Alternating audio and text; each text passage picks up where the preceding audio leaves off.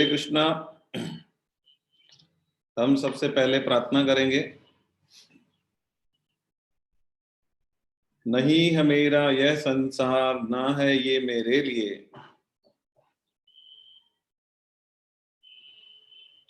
सभी हैं कृष्ण के, तभी तो प्यारे हैं वे सदा।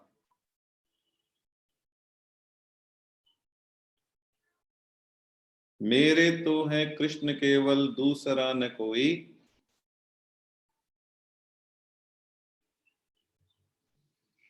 जैसा भी हूं उन्हीं का हूं, शरण में हूं उनकी सदा। सुख दुख नहीं है जग में, सिर्फ है परिस्थितियां।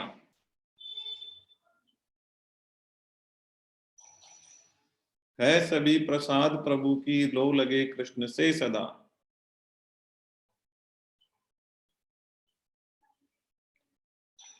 वसुदेव सुतं देवं, कंस चाणूरमर्दनम।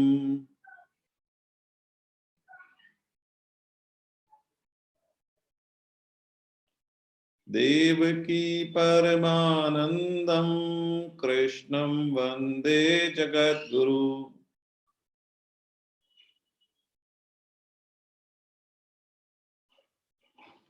हरे कृष्णा। देखिए, हमने 13वें अध्याय के 7 श्लोक पढ़ लिए थे, 13.1 से लेके 13.7 तक। आज हम आगे बढ़ेंगे, लेकिन उससे पहले क्या करते हैं, जो हम इसमें पढ़ रहे थे 13.6 जब हमने पढ़ा था, 13.5 हमने पढ़ा था,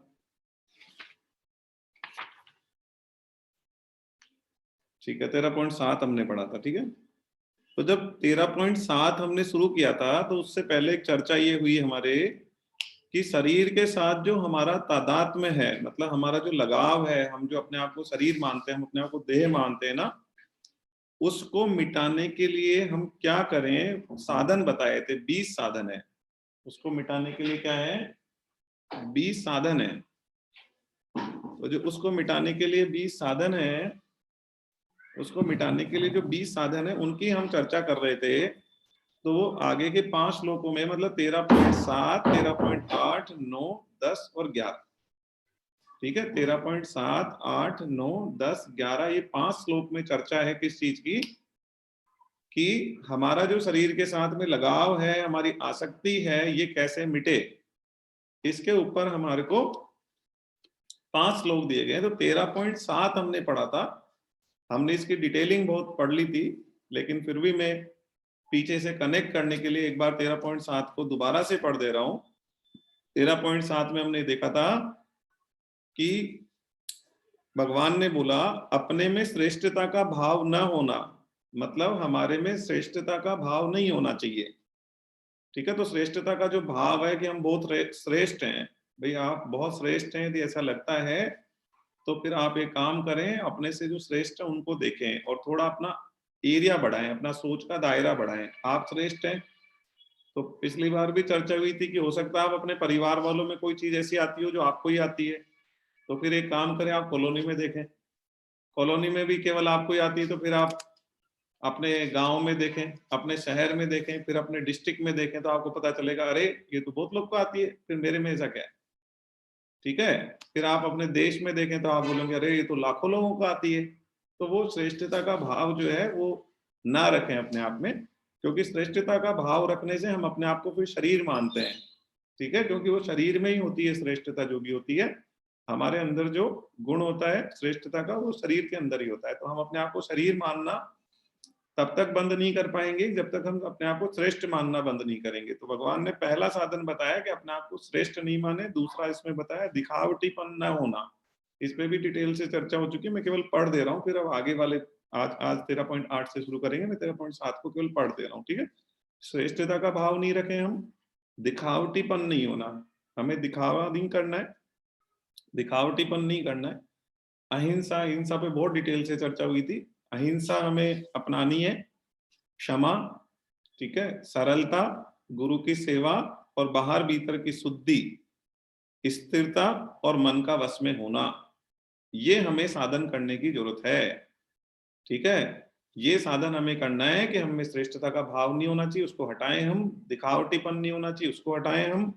अहिंसा को अपनाएं हम, क्षमा को अपनाएं हम, सरलता को अपनाएं हम, गुरु की सेवा करें हम, बाहर भीतर की शुद्धि करें हम, स्थिरता रखें हम मन में, और मन को वश में रखें, मन को वश में रखें। ठीक है, तो उसके लिए उपाय क्या है कि भाई मन को वश में कैसे रखें, स्थिरता कैसे रखें, ये सारे उपाय पे भी हमने चर्चा करी थी और इस बुक में भी दिया हुआ है, आप पढ़ लेना। फिर भी कोई, पिछली बार तो हमने डिटेल से इस पे चर्चा कर ही ली थी, फिर भी कोई आपको संशय रह जाता है तो आप मुझसे प्रश्न पूछ सकते हैं इसके लिए। ठीक है, चलिए अब हम स्टार्ट कर रहे हैं 13.8। 13.8 क्या है? 13.8 में फिर अब आगे बता रहे हैं, ये अभी साधन चल रहे हैं। कौन से साधन चल रहे हैं कि हम जो अपने आप को शरीर मानते हैं तो वो शरीर हम मानना बंद कर दें, शरीर से हमारा तादात्म्य जो है, हमारी आसक्ति जो खत्म हो जाए, उसके साधन चल रहे हैं ना। तो 13.8 में क्या साधन बताया? इंद्रियों के विषय में वैराग्य होना। ठीक है, इंद्रियों के विषय में वैराग्य होना चाहिए। भाई जो इंद्रियों के विषय हैं उनमें हमारा वैराग्य होना चाहिए, उनमें हमें राग नहीं होना चाहिए। इंद्रियों के विषय क्या है? रूप, रस, गंध, ये हमने पढ़ा हुआ है। तो इंद्रियों के पांच विषय। जैसे जिह्वा है तो जिह्वा का विषय है रस, कि जीभ को क्या होता है? रस आता है। ठीक है, तो जीभ को रस आता है तो हम क्या करते हैं? उस रस के चक्कर में लगे रहते हैं कि आज वहां जा रहे हैं, खाना खाने होटल में जा रहे हैं, या घर में नई नई चीज बनाने में अपना पूरा समय लगा दे रहे हैं। तो वो क्या है? ये इंद्रियों के विषय है।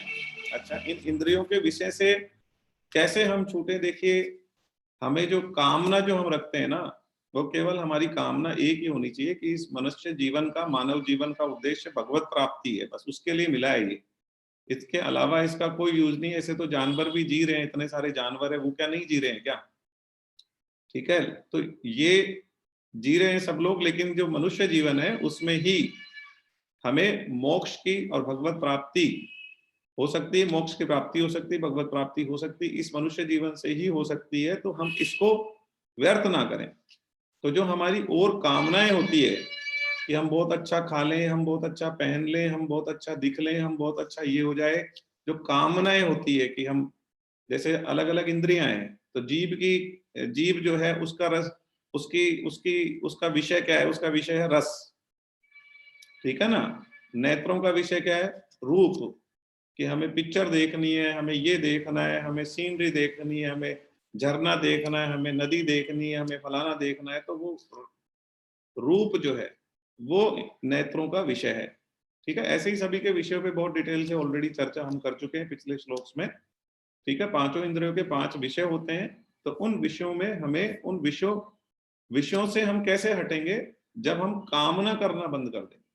कामना जड़ है। हमें कामना होगी कि हम अच्छा खाना है, तो जीभ का हमें रस लेना है, नेत्रों से हमें रूप देखना है, प्रकृति देखनी है, हमें जो भी चीजें हैं, पिक्चर देखनी है, कुछ भी वटेवर हमें देखना है। ठीक है, त्वचा है तो उसका स्पर्श, उसका वो है रस, विषय है।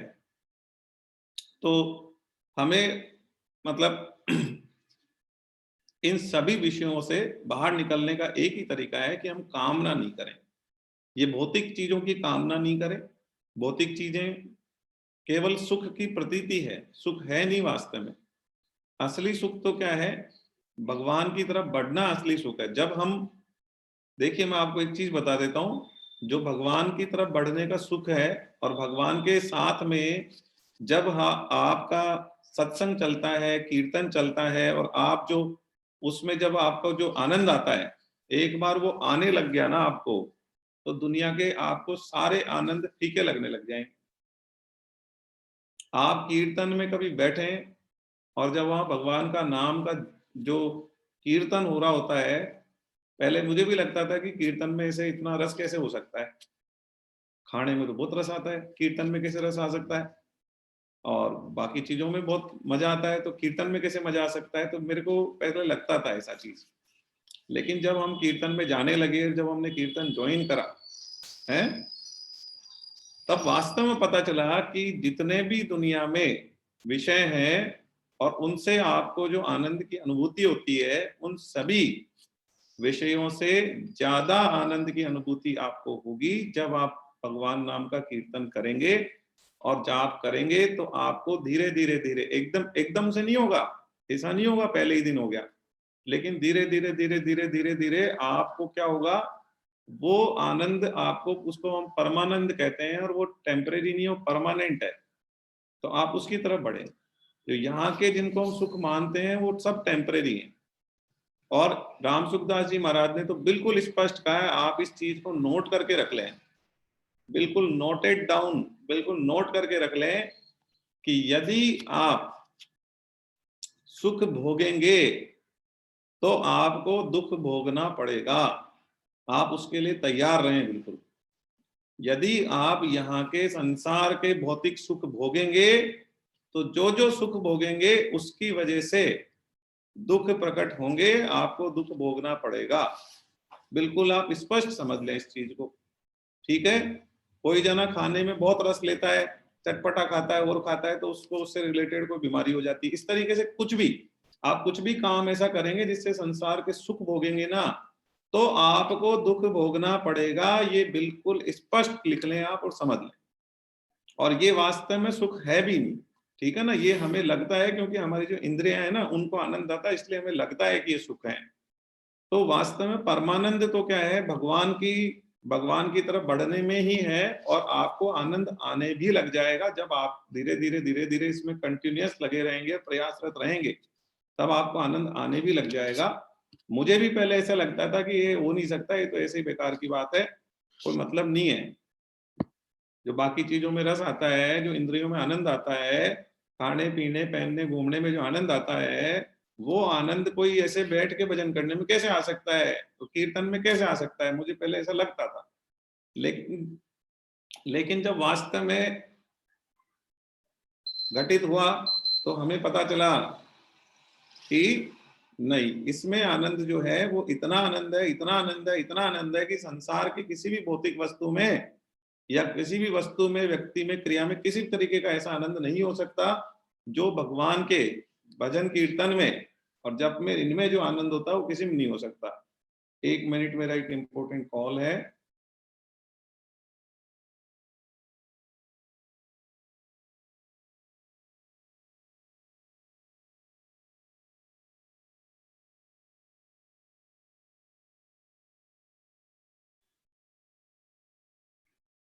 हमारा क्या आज ऑफिस भी चालू है, एडमिशन सीजन चल रहा है, और दूसरा हमारी आज एक टीचर्स की मीटिंग रखी है हमने, ठीक है। 1 बजे हमारा एक होटल में मीटिंग रखा हुआ है जिसमें सारे टीचर्स इकट्ठे होने वाले हैं, तो वो भी ऑर्गेनाइजर हम लोग ही हैं। तो इस वजह से आज तो हो सकता है 1-2 कॉल और अटेंड करने पड़ जाए मुझे, ठीक है। चलिए, तो हम बात कर रहे हैं कि आनंद की जो बात आ रही, तो जो इंद्रियों के विषयों में वैराग्य की जो बात कही भगवान ने, वो बिल्कुल बिल्कुल इसलिए कही है कि इंद्रियों के विषय में वैराग्य जो है वो तब होगा जब हम कामना छोड़ेंगे। जब तक हम कामना नहीं छोड़ेंगे तब तक इंद्रियों के विषय में वैराग्य होने वाला नहीं है। कामना समस्त पापों की जड़ है। यदि हम कामना ही रखना बंद कर दे, भौतिक वस्तुओं की कामना रखना कर दे, भौतिक वस्तु में वैसे भी सब टेम्परेरी है, आप बिल्कुल मान के चलिए, सब कुछ टेम्परेरी। जो भी आपको आंखों से दिख रहा है सब नष्ट होने वाला है, एक भी चीज ऐसी नहीं है जो रह जाएगी। आपको कोई भी व्यक्ति दिख रहा है, कोई भी वस्तु दिख रही है, कुछ भी दिख रहा है, सब नष्ट होने वाला है। कोई 10 साल, कोई 20 साल, कोई 50 साल बाद में कोई नहीं रहेगा यहाँ पे, कोई नहीं रहेगा। हो सकता है 50 साल बाद हम भी नहीं रहे, 50 साल तो हो सकता है हम जिएंगे ही नहीं, ठीक है। कोई छोटा बच्चा है तो वो जरूर हो सकता है 50-60 साल, लेकिन ठीक है, लास्ट में क्या है, 80 साल, 100 साल। तो 100 साल बाद तो जो भी आपको दिख रहा है ना आंखों से, कुछ नहीं रहने वाला। तो ऐसा समझिए आप, सब खत्म होने वाला है। तो ये सब चीज में हमको आसक्ति भी नहीं रखनी चाहिए और इन चीजों की कामना भी नहीं करनी चाहिए। यदि ये सब चीज हम होगा तो अपने आप वैराग्य आएगा। तो भगवान ने कहा इंद्रियों के विषय में वैराग्य का नहीं होना, तो इंद्रियों के वैराग्य का होना। तो इंद्रियों के विषयों में हमें वैराग्य करना चाहिए। कैसे? कि हम इस चीज की प्रैक्टिस करें कि ये जो विषय हैं और ये सब हैं ये गलत हैं, ये सुख है नहीं, सुख की प्रतीति है। असली सुख जो है भगवत प्राप्ति में है। हमारे जीवन का लक्ष्य भी भगवत प्राप्ति, मोक्ष की प्राप्ति है, तो हम उसकी तरफ बढ़े और भगवान के साथ जो आनंद आता है भजन में, ठीक है ना, भगवान को याद करके जो आनंद आता है उसकी अनुभूति करें, वो परमानेंट सुख है, उधर जाएं तो अपने आप विषयों से आपको वैराग्य होने लगेगा। इसके बाद अहंकार का भी ना होना, ठीक है। अब अहंकार नहीं होना चाहिए। अहंकार क्या होता है कि हम अपने आप को ये मानते हैं कि मैं हूं। भाई मैं हूं तो मतलब क्या है, सबसे बड़ी चीज है कि हम अपने आप को शरीर मानते हैं, हम अपना अस्तित्व मानते हैं कि ये हमारा अस्तित्व है शरीर। एक्चुअली में शरीर हम है ही नहीं, बहुत बार क्लास में आ चुका, लेकिन बार बार चीजों को बताने से क्या होता है कि चीजें पक्की हो जाती है, इसलिए हम बार बार बता देते हैं। तो अहंकार क्या है कि मैं हूं, मैं ये शरीर हूं और मेरे शरीर पे ये डिग्री लगी हुई है, ये नाम लगा हुआ है, ये स्टिकर लगा हुआ है, मुझे ये आता है, मेरे में ये है वो है। तो अहंकार हमारा वो पुष्ट होता रहता है जब तक हम शरीर को अपना, मतलब हम अपने आप को शरीर मानते हैं, तब तक अहंकार पुष्ट होता रहता है, ठीक है। तो हमको शरीर को अपना मानना ही नहीं है, क्योंकि हम है ही आत्मा। तो जब हम है ही आत्मा, तो हमारे अंदर जब आत्म अभिमान रहना चाहिए, देह अभिमान नहीं रहना चाहिए। दो चीज होती है, एक होता है आत्म अभिमान, एक होता है देह अभिमान। तो हम देह अभिमान में रहते हैं कि हम देह हैं, हम देह हैं, हम देह हैं, जबकि हम देह नहीं है। हमारे को आत्म अभिमान में रहना चाहिए कि हम आत्मा है, आत्मा है, आत्मा है, आत्मा है, ठीक है। तो ये हमको, तो फिर हमारा अहंकार अपने आप ही खत्म हो जाएगा जब हम ये मानेंगे कि भाई हम जो है शरीर नहीं है, हम आत्मा है। तो हमारा अहंकार अपने आप नष्ट होगा। कि अहंकार किस चीज का, जो शरीर हम है ही नहीं, जो शरीर रहने वाला ही नहीं है, जो शरीर थोड़े दिन बाद मिट्टी से बना था, मिट्टी में ही मिलेगा।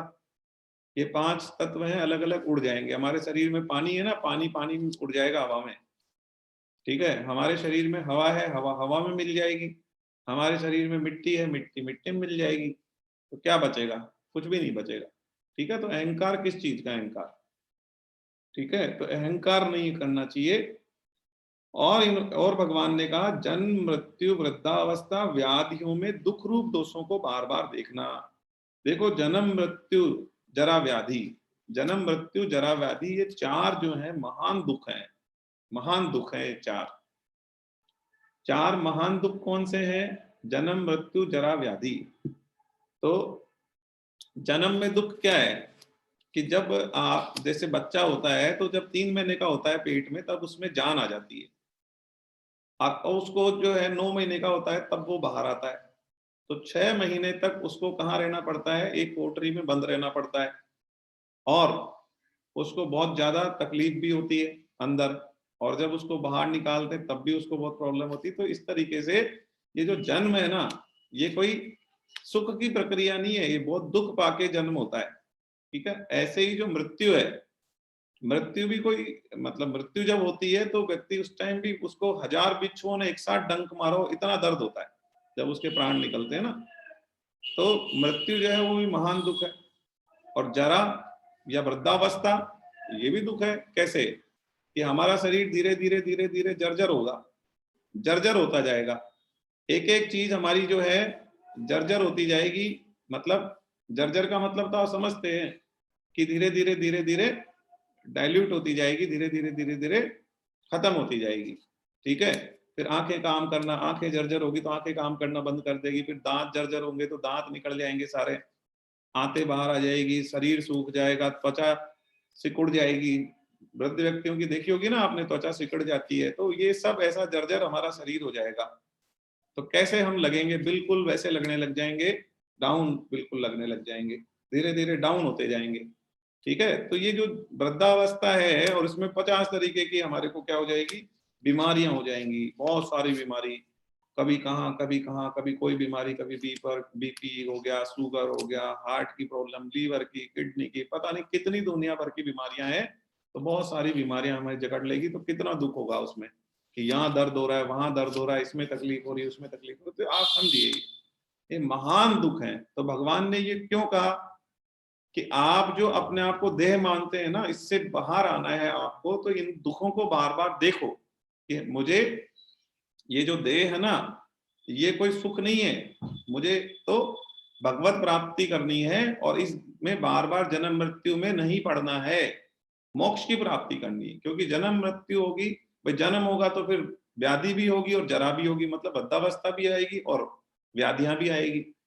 तो इनमें बार बार दुखों को देखना कि भाई ये तो महान दुख है, तो इस संसार में आने का कोई फायदा नहीं है। बार बार बार बार आते रहो, जन्मते रहो, दुनिया भर के रिश्ते बना लो, दुनिया भर की चीजें हो गई, ठीक है, और थोड़ा बहुत प्रॉपर्टी खड़ी हो गई, फिर मर गए, फिर क्या ले गए, फिर दोबारा जन्म हो गया, फिर वापिस जीरो से स्टार्ट कर दिया, फिर जोड़ना शुरू कर दिया, फिर जोड़ते गए, इकट्ठे कर लिए, ढेर लगा लिया, सब कर लिया, रहा मेरे बेटे हैं, मेरे पोते हैं, मेरी बेटी है, मेरे फलाना है, ढीकना है, मेरे ये रिश्तेदार है, सब कर लिए अपन ने, फिर क्या हुआ, फिर वापिस मर गए, फिर दूसरे रिश्तेदार बन गए, फिर दोबारा से फिर जन्म हो गया, फिर नए रिश्तेदार बन गए, फिर मर गए, फिर नए रिश्तेदार बन गए, फिर मर गए। तो ये चलता रहेगा, ये कोई अच्छी प्रक्रिया नहीं है। इसीलिए तो मनुष्य योनि मिली है कि आप इस प्रक्रिया से मुक्त हो जाएं, आप भगवान में मिल जाएं, आपको भगवत प्राप्ति हो जाए, भगवान के चरणों में स्थान मिल जाए आपको, और ये जन्म मृत्यु से मुक्त हो जाएं आप। ठीक है, तो ये भी क्या है, आपको साधन करना है। क्या साधन करना है कि ये जन्म मृत्यु जरा व्याधि के चक्कर में नहीं पड़ना, मेरे को महान दुख है ये, मुझे इनसे दूर होना है। तो दूर होना है तो क्या करें, भगवान के पास जाओ, भगवान के शरण में जाओ, भगवान का नाम जप करो, भगवान का कीर्तन करो, तो क्या होगा, भगवत प्राप्ति की तरफ हम आगे बढ़ेंगे। ठीक है, तो ये साधन बताए हैं भगवान ने यहाँ पे। तो जो हमारे 20 साधन चल रहे हैं उनमें से ये साधन यहाँ पर हमको 3 साधन और बता दिए भगवान ने। 3 साधन कौन से बता दिए कि इंद्रियों के विषयों में वैराग्य होना चाहिए, अहंकार नहीं होना चाहिए, और जन्म मृत्यु जरा व्याधि में हमको क्या देखना चाहिए, महान दुखों को बार बार देखना चाहिए, कि बार बार दुख इसको देखना चाहिए। अच्छा, एक इसमें एक वो भी आया है, एक प्रसंग आया है। एक महिला थी, उसका एक इकलौता पुत्र था, उसकी मृत्यु हो गई, तो वो बहुत ज्यादा दुखी हो गई, उसने पागल हो गई वो, और उसका दाह संस्कार नहीं करने दे रही थी, और वो कह रही थी नहीं मैं तो इसको जो है जीवित करके मानूंगी, और मैं तो जो है इसको दाह संस्कार इसका नहीं करने दूंगी। उसको सब समझा रहे थे, लेकिन उसको कुछ समझ में नहीं आ रहा था, वो कुछ किसी की बात सुनने को तैयार नहीं थी। तो महिला गौतम बुद्ध के पास गई, तो गौतम बुद्ध ने कहा एक काम करो, मैं तुम्हारे पुत्र को जीवित कर दूंगा। ठीक है, उसने कहा गौतम बुद्ध से कि मेरे पुत्र को आप कैसे भी करके जीवित कर दो। तो उन्होंने कहा ठीक है आप कर देंगे, आप एक काम करो, लेकिन उसके लिए एक शर्त है हमारी, थोड़ा सा आप बता दो, आप जो शर्त है वो मानने के लिए तैयार है हम तो, है ना, हमारे इसको बेटे को जिंदा कर दो। तो उन्होंने कहा कि भाई आप एक काम करो, आप जाओ अलग अलग घरों में, और कोई भी ऐसा घर जिसमें 100 साल में कोई भी मृत्यु नहीं हुई हो ना, उस घर से सरसों का एक दाना लेके आ जाओ। पिछले 100 साल में किसी की भी मृत्यु नहीं हुई हो ना, ऐसे घर में से एक सरसों का दाना लाके मेरे को दे दो, मैं जिंदा कर दूंगा। तो वो गई तो अलग अलग घर में गई, सबसे पूछा, तो बोले ऐसा थोड़ी होता है, कोई मर गए हमारे, तो ये भी मर गए, ये भी मर गए, हमारे दादाजी मर गए, हमारे ये मर गए, कोई जवान भी मर गया, कोई बूढ़ा मर गया, कोई ये मर गया। अच्छा, फिर दूसरे घर में गई तो अच्छा इतने मर गए, तुम्हारे भी इतने मर गए, इसके भी। तो फिर उसको क्या हुआ, वैसे तो पता होता ही है, लेकिन आदमी जब उस टाइम मृत्यु एकदम से होती है ना, तो फिर वो भूल जाता है सब चीज को, तो वो दुख में चला जाता है। तो गौतम बुद्ध ने कहा कि आप ऐसा करके आओ। तो वो सब घरों में गई, तो उसे पता चला अरे सभी के घरों में मृत्यु होती है, जवानों की भी हो जाती है, बूढ़ों की भी हो जाती है, तो इसमें क्या है, ये तो मृत्यु तो होनी ही है। फिर उसके बाद समझ में आ गई, उसका विवेक जागृत हो गया कि नहीं ये तो ऐसे ही है, ये जन्म मरण का ही सिस्टम है, कुछ लेना देना नहीं है, सबको ही जाना है। तो उसको मतलब उसका विवेक जागृत हो गया, और इसके बाद में फिर वो भगवान के भजन में लग गई। तो वो पहले से ही हमें भगवान के भजन में ही लगा रहना चाहिए, तो अपने आप ही जो ये दुख आएंगे ना, ये दुख हमें महसूस ही नहीं होंगे। ये सब परिस्थितियां हैं, सुख दुख नहीं है जग में, हम तो प्रार्थना में भी यही बोलते हैं, सुख दुख नहीं है जग में, सिर्फ है परिस्थितियां।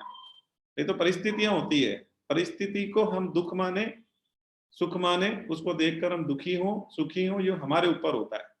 ठीक है, हम समबुद्धि भी हो सकते हैं। समता के लिए तो भगवत गीता में बहुत कहा गया है कि आपको समबुद्धि होना चाहिए, कोई भी परिस्थिति आ जाए समता में रहना चाहिए। समता एक योग है, और समता एक बहुत उच्च स्थिति है, समता एक बहुत उच्च स्थिति है। चलिए आगे बढ़ते हैं। भगवान ने 13.9 में और साधन बताए। आसक्ति रहित होना, आसक्ति रहित होना, ये साधन करें हम, आसक्ति नहीं रखें किसी भी चीज में। आसक्ति का मतलब लगाव हो जाता है। अब लगाव क्या चीज का रखेंगे हम? ये जो भौतिक वस्तु है इनका लगाव रखेंगे, व्यक्तियों का लगाव रखेंगे, कुछ भी नहीं होने वाला है, सब जाने वाले हैं। तो क्या चीज का लगाव रखेंगे हम? और फिर हम सुखासक्ति में लगे रहते हैं, आसक्ति पाल के रखते हैं, सब चीजों में, वस्तुओं में आसक्ति कर लेते हैं। कोई गाड़ी में आसक्ति कर लेता है, कोई घर में पालतू जानवर है उसमें आसक्ति कर लेता है, कोई किसी व्यक्ति में आसक्ति कर लेता है, और उनमें से कोई चला जाता है तो फिर वो दुख में डूब जाता है। तो कोई मतलब नहीं है ये सब चीज का, ये सब बेकार है। तो ये हम कोहलू का बेल बन जाएंगे यदि हम सुख आसक्ति रखेंगे। तो कोहलू का बेल क्या होता है? कोहलू का बेल जो है वो रस्सी, उसके ऊपर वजन डाल देते हैं, घूमता रहता है, घूमता रहता है, घूमता रहता है, घूमता रहता है, और कई किलोमीटर चल लेता है वो, कई 100 किलोमीटर चल लेता है, उसके बाद भी वो कहीं नहीं पहुंचता, कहीं नहीं पहुंचता, वो वहीं रहता है। क्यों? क्योंकि वो क्या होता है, उससे बंध जाता है। कोहलू तो आप जान गए होंगे सब लोग, कोहलू जो होता है जिससे कि तेल निकाला जाता है, उसमें एक बेल को बांध दिया जाता है, वो गोल गोल घूमता रहता है, और बीच में एक घानी होती है, उसमें सरसों या जो भी डालते हैं उसका तेल निकल जाता है, राइट? इस तरीके का एक मशीन होता है कोहलू। तो कोहलू का जो बेल होता है वो सैकड़ों किलोमीटर चल ले, हजारों किलोमीटर चल ले, वो बोझे को ढोता रहता है और कहीं भी नहीं पहुंचता वो। तो हमारी स्थिति भी वही होगी यदि हम आसक्ति रखेंगे ना, तो हमारे सैकड़ों साल, मतलब सैकड़ों के, हमारे कई साल निकल जाएंगे हैं। कितने सारे साल निकल गए, कितने दिन निकल गए, हजारों दिन निकल चुके हैं, लेकिन हम कहीं नहीं पहुंचे। और कहीं नहीं पहुंचेंगे यदि हम आसक्ति रखेंगे तो जहां है वहीं रहेंगे हम। कोई हमारी प्रकृति नहीं होगी, प्रकृति किसी तरीके की नहीं होगी, हम कोई भगवत प्राप्ति की तरफ नहीं बढ़ पाएंगे। इसलिए आसक्ति नहीं रखनी है, हमें भगवत प्राप्ति में लगना है। और आसक्ति करनी है तो आप भगवान से आसक्ति करो। आपको मन लगाना है ना, किसी में फंसाना है मन। आप जानवर में, कुत्ते में मन फंसा लिया किसी ने गाड़ी में मन फंसा लिया, अरे गलत है। आपको मन फंसाना है तो आप भगवान में मन फंसा लो, है ना? कृष्ण भगवान की जो मौनी मूर्त है ना, बहुत मौनी है, बहुत आकर्षक है। कृष्ण भगवान से आकर्षक तो कोई है ही नहीं दुनिया में, है ना? तो जो सबसे ज्यादा आकर्षक है उनमें फंसा लो ना आप मन, बस आपका काम हो जाएगा। आपको हमेशा वो दिखते रहने चाहिए, वो दिखते रहेंगे तो आपका काम वैसे ही हो जाएगा। ठीक है, चलिए। तो ये क्या होते हैं, जो सुख होते हैं ना, विशेष सुख होते हैं, इनमें आसक्ति नहीं होनी चाहिए। ये क्या होता है, शुरू में तो अमृत की तरह होते हैं, अरे बहुत मजा आ रहा है, ओहो ये चीज खा के बहुत मजा आ रहा है, ये बहुत मजा आ रहा है। तो शुरू में तो क्या अमृत की जैसे होते हैं, लेकिन बाद में क्या होता है, ये विष की जैसे नहीं, लास्ट में अंतिम परिणाम क्या होता है इनका, परिणाम में विष की जैसे होते हैं। परिणाम इनका विष की जैसे होता है। फिर लास्ट में जो है, जैसे बहुत खाना खा लिया आपने ज्यादा, तो फिर बाद में एसिड बन जाए। एसिड क्या है, विष है। ऐसे आपने बहुत सारी कोई चीजों में आप इन्वॉल्व हो गए तो बाद में उसका रिजल्ट विष ही निकलेगा।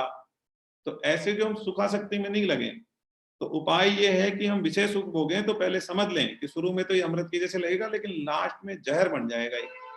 तो भाई अब आप देख लो, आपको अमृत की जैसा सुख लेना है और बाद में जहर बनेगा, तो फिर उस जहर को झेलना है तो आप ले लो सुख, और उस जहर को नहीं झेलना है तो फिर आप भगवान में लगो। ठीक है ना? इस विषय सुख में मत लगो, आप विषयों को भोगने में मत लगो। इसके बाद में एक वो कविता भी यहाँ दी हुई है, सबने सुना हुआ है, ये गाना है ना, सजन रे झूठ मत बोलो खुदा के पास जाना है।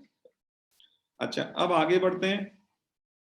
एक इसके बाद में दूसरा उपाय क्या बताया, पुत्र स्त्री घर आदि में एकात्मता का न होना। हम पुत्र में, स्त्री में और घर में एकात्मता, घनिष्ठ संबंध का न होना, उसमें हमारा घनिष्ठ संबंध नहीं होना चाहिए, मतलब एकात्मता नहीं होनी चाहिए। मतलब फंस जाते हैं, बिल्कुल फंस जाते हैं। पुत्र है तो पुत्र में ऐसा फंसते हैं लोग कि बस पूरा हम जो है सब कुछ भूल के केवल पुत्र में ही लग जाते हैं। अरे पुत्र को बड़ा करना, पालना पोषना हमारा कर्तव्य है, तो हम कर्तव्य पालन करें, लेकिन उसमें फंसे नहीं, उसमें आसक्ति नहीं रखें आप। ठीक है? हम आसक्ति कर लेते हैं, हम उसमें फंस जाते हैं, बहुत ज्यादा एकात्मता हो जाती है? और आपको बता दें, इतनी ज्यादा घनिष्ठता और एकात्मता कर लेते हैं कि हम बिल्कुल ऐसे हो जाते हैं कि हम उसके चक्कर में बल्कि उसका नुकसान भी कर देते हैं, बच्चे का नुकसान भी कर देते हैं। जैसे युधिष्ठिर जी ने देखा कि ये गाय जो है बछड़े को इतना चाट रही थी, इतना चाट रही थी कि उसके खून निकल गया। तो युधिष्ठिर जी ने कृष्ण भगवान से पूछा कि प्रभु ये क्या है। कलयुग का दर्शन भगवान ने कराया था युधिष्ठिर जी को। तो उसमें युधिष्ठिर जी ने देखा कि गाय बछड़े को इतना चाट रही थी कि उसके खून निकल गया।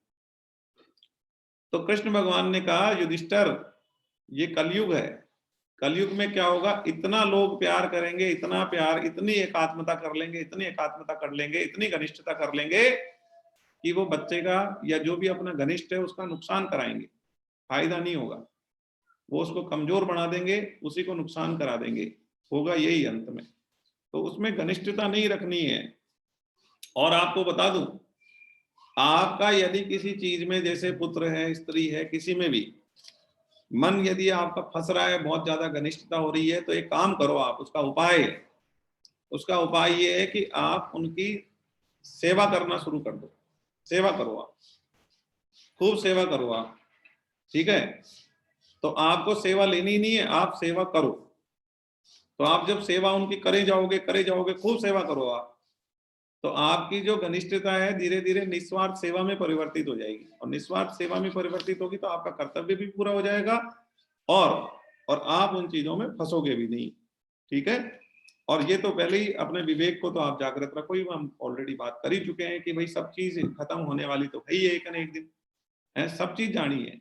जो भी आंख से दिख रही है कुछ नहीं बचने वाला है। अरे जब कुछ भी नहीं बचने वाला है तो क्या चीज में पढ़ रहे हैं हम, कौन से चक्कर में पढ़ रहे हैं हम, कुछ बचने वाला ही नहीं है। 50 साल बाद आप देखोगे कुछ है, आपको जो चीजें हैं वो कुछ नहीं मिलेंगी, हैं, तो फिर क्या क्या मतलब है। तो इसलिए बिल्कुल नहीं फंसना है। एक यहाँ पर प्रसंग है, दत्तात्रेय जी थे जो कि एक बहुत बड़े संत हुए हैं। तो वो क्या है, स्वार्थ का संबंध नहीं रखते थे किसी से, अपना भजन करते थे, लेकिन भीड़ आने लग गई वहां पे।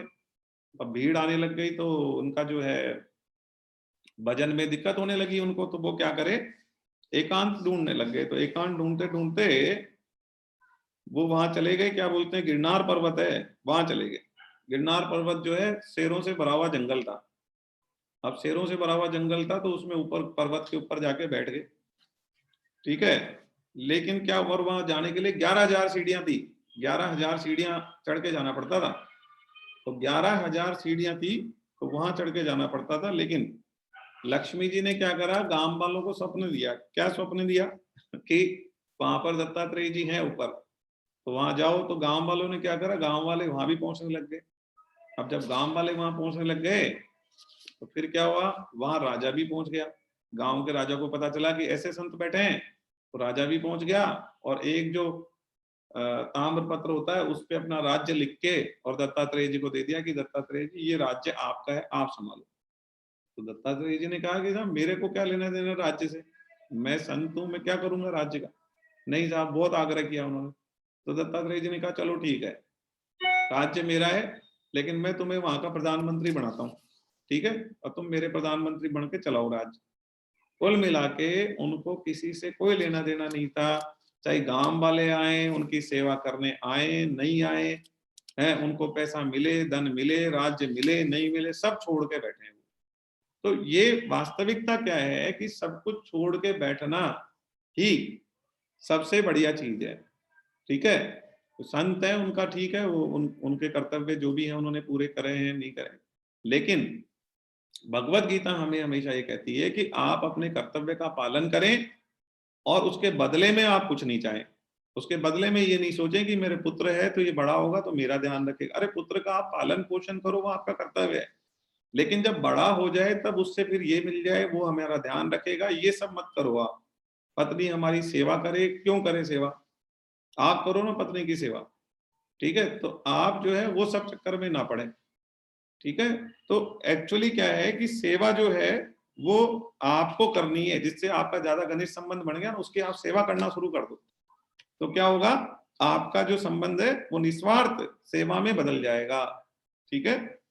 और निस्वार्थ सेवा में बदलने के बाद तो क्या होगा, आपको भगवान की तरफ आप बढ़ जाएंगे, ठीक है। आप सबकी सेवा करने लगेंगे और आपके जीवन में परिवर्तन आएगा, बजाय कि आप जो घनिष्ठता पैदा कर लेते हैं और एकात्मता पैदा कर लें उसकी वजह।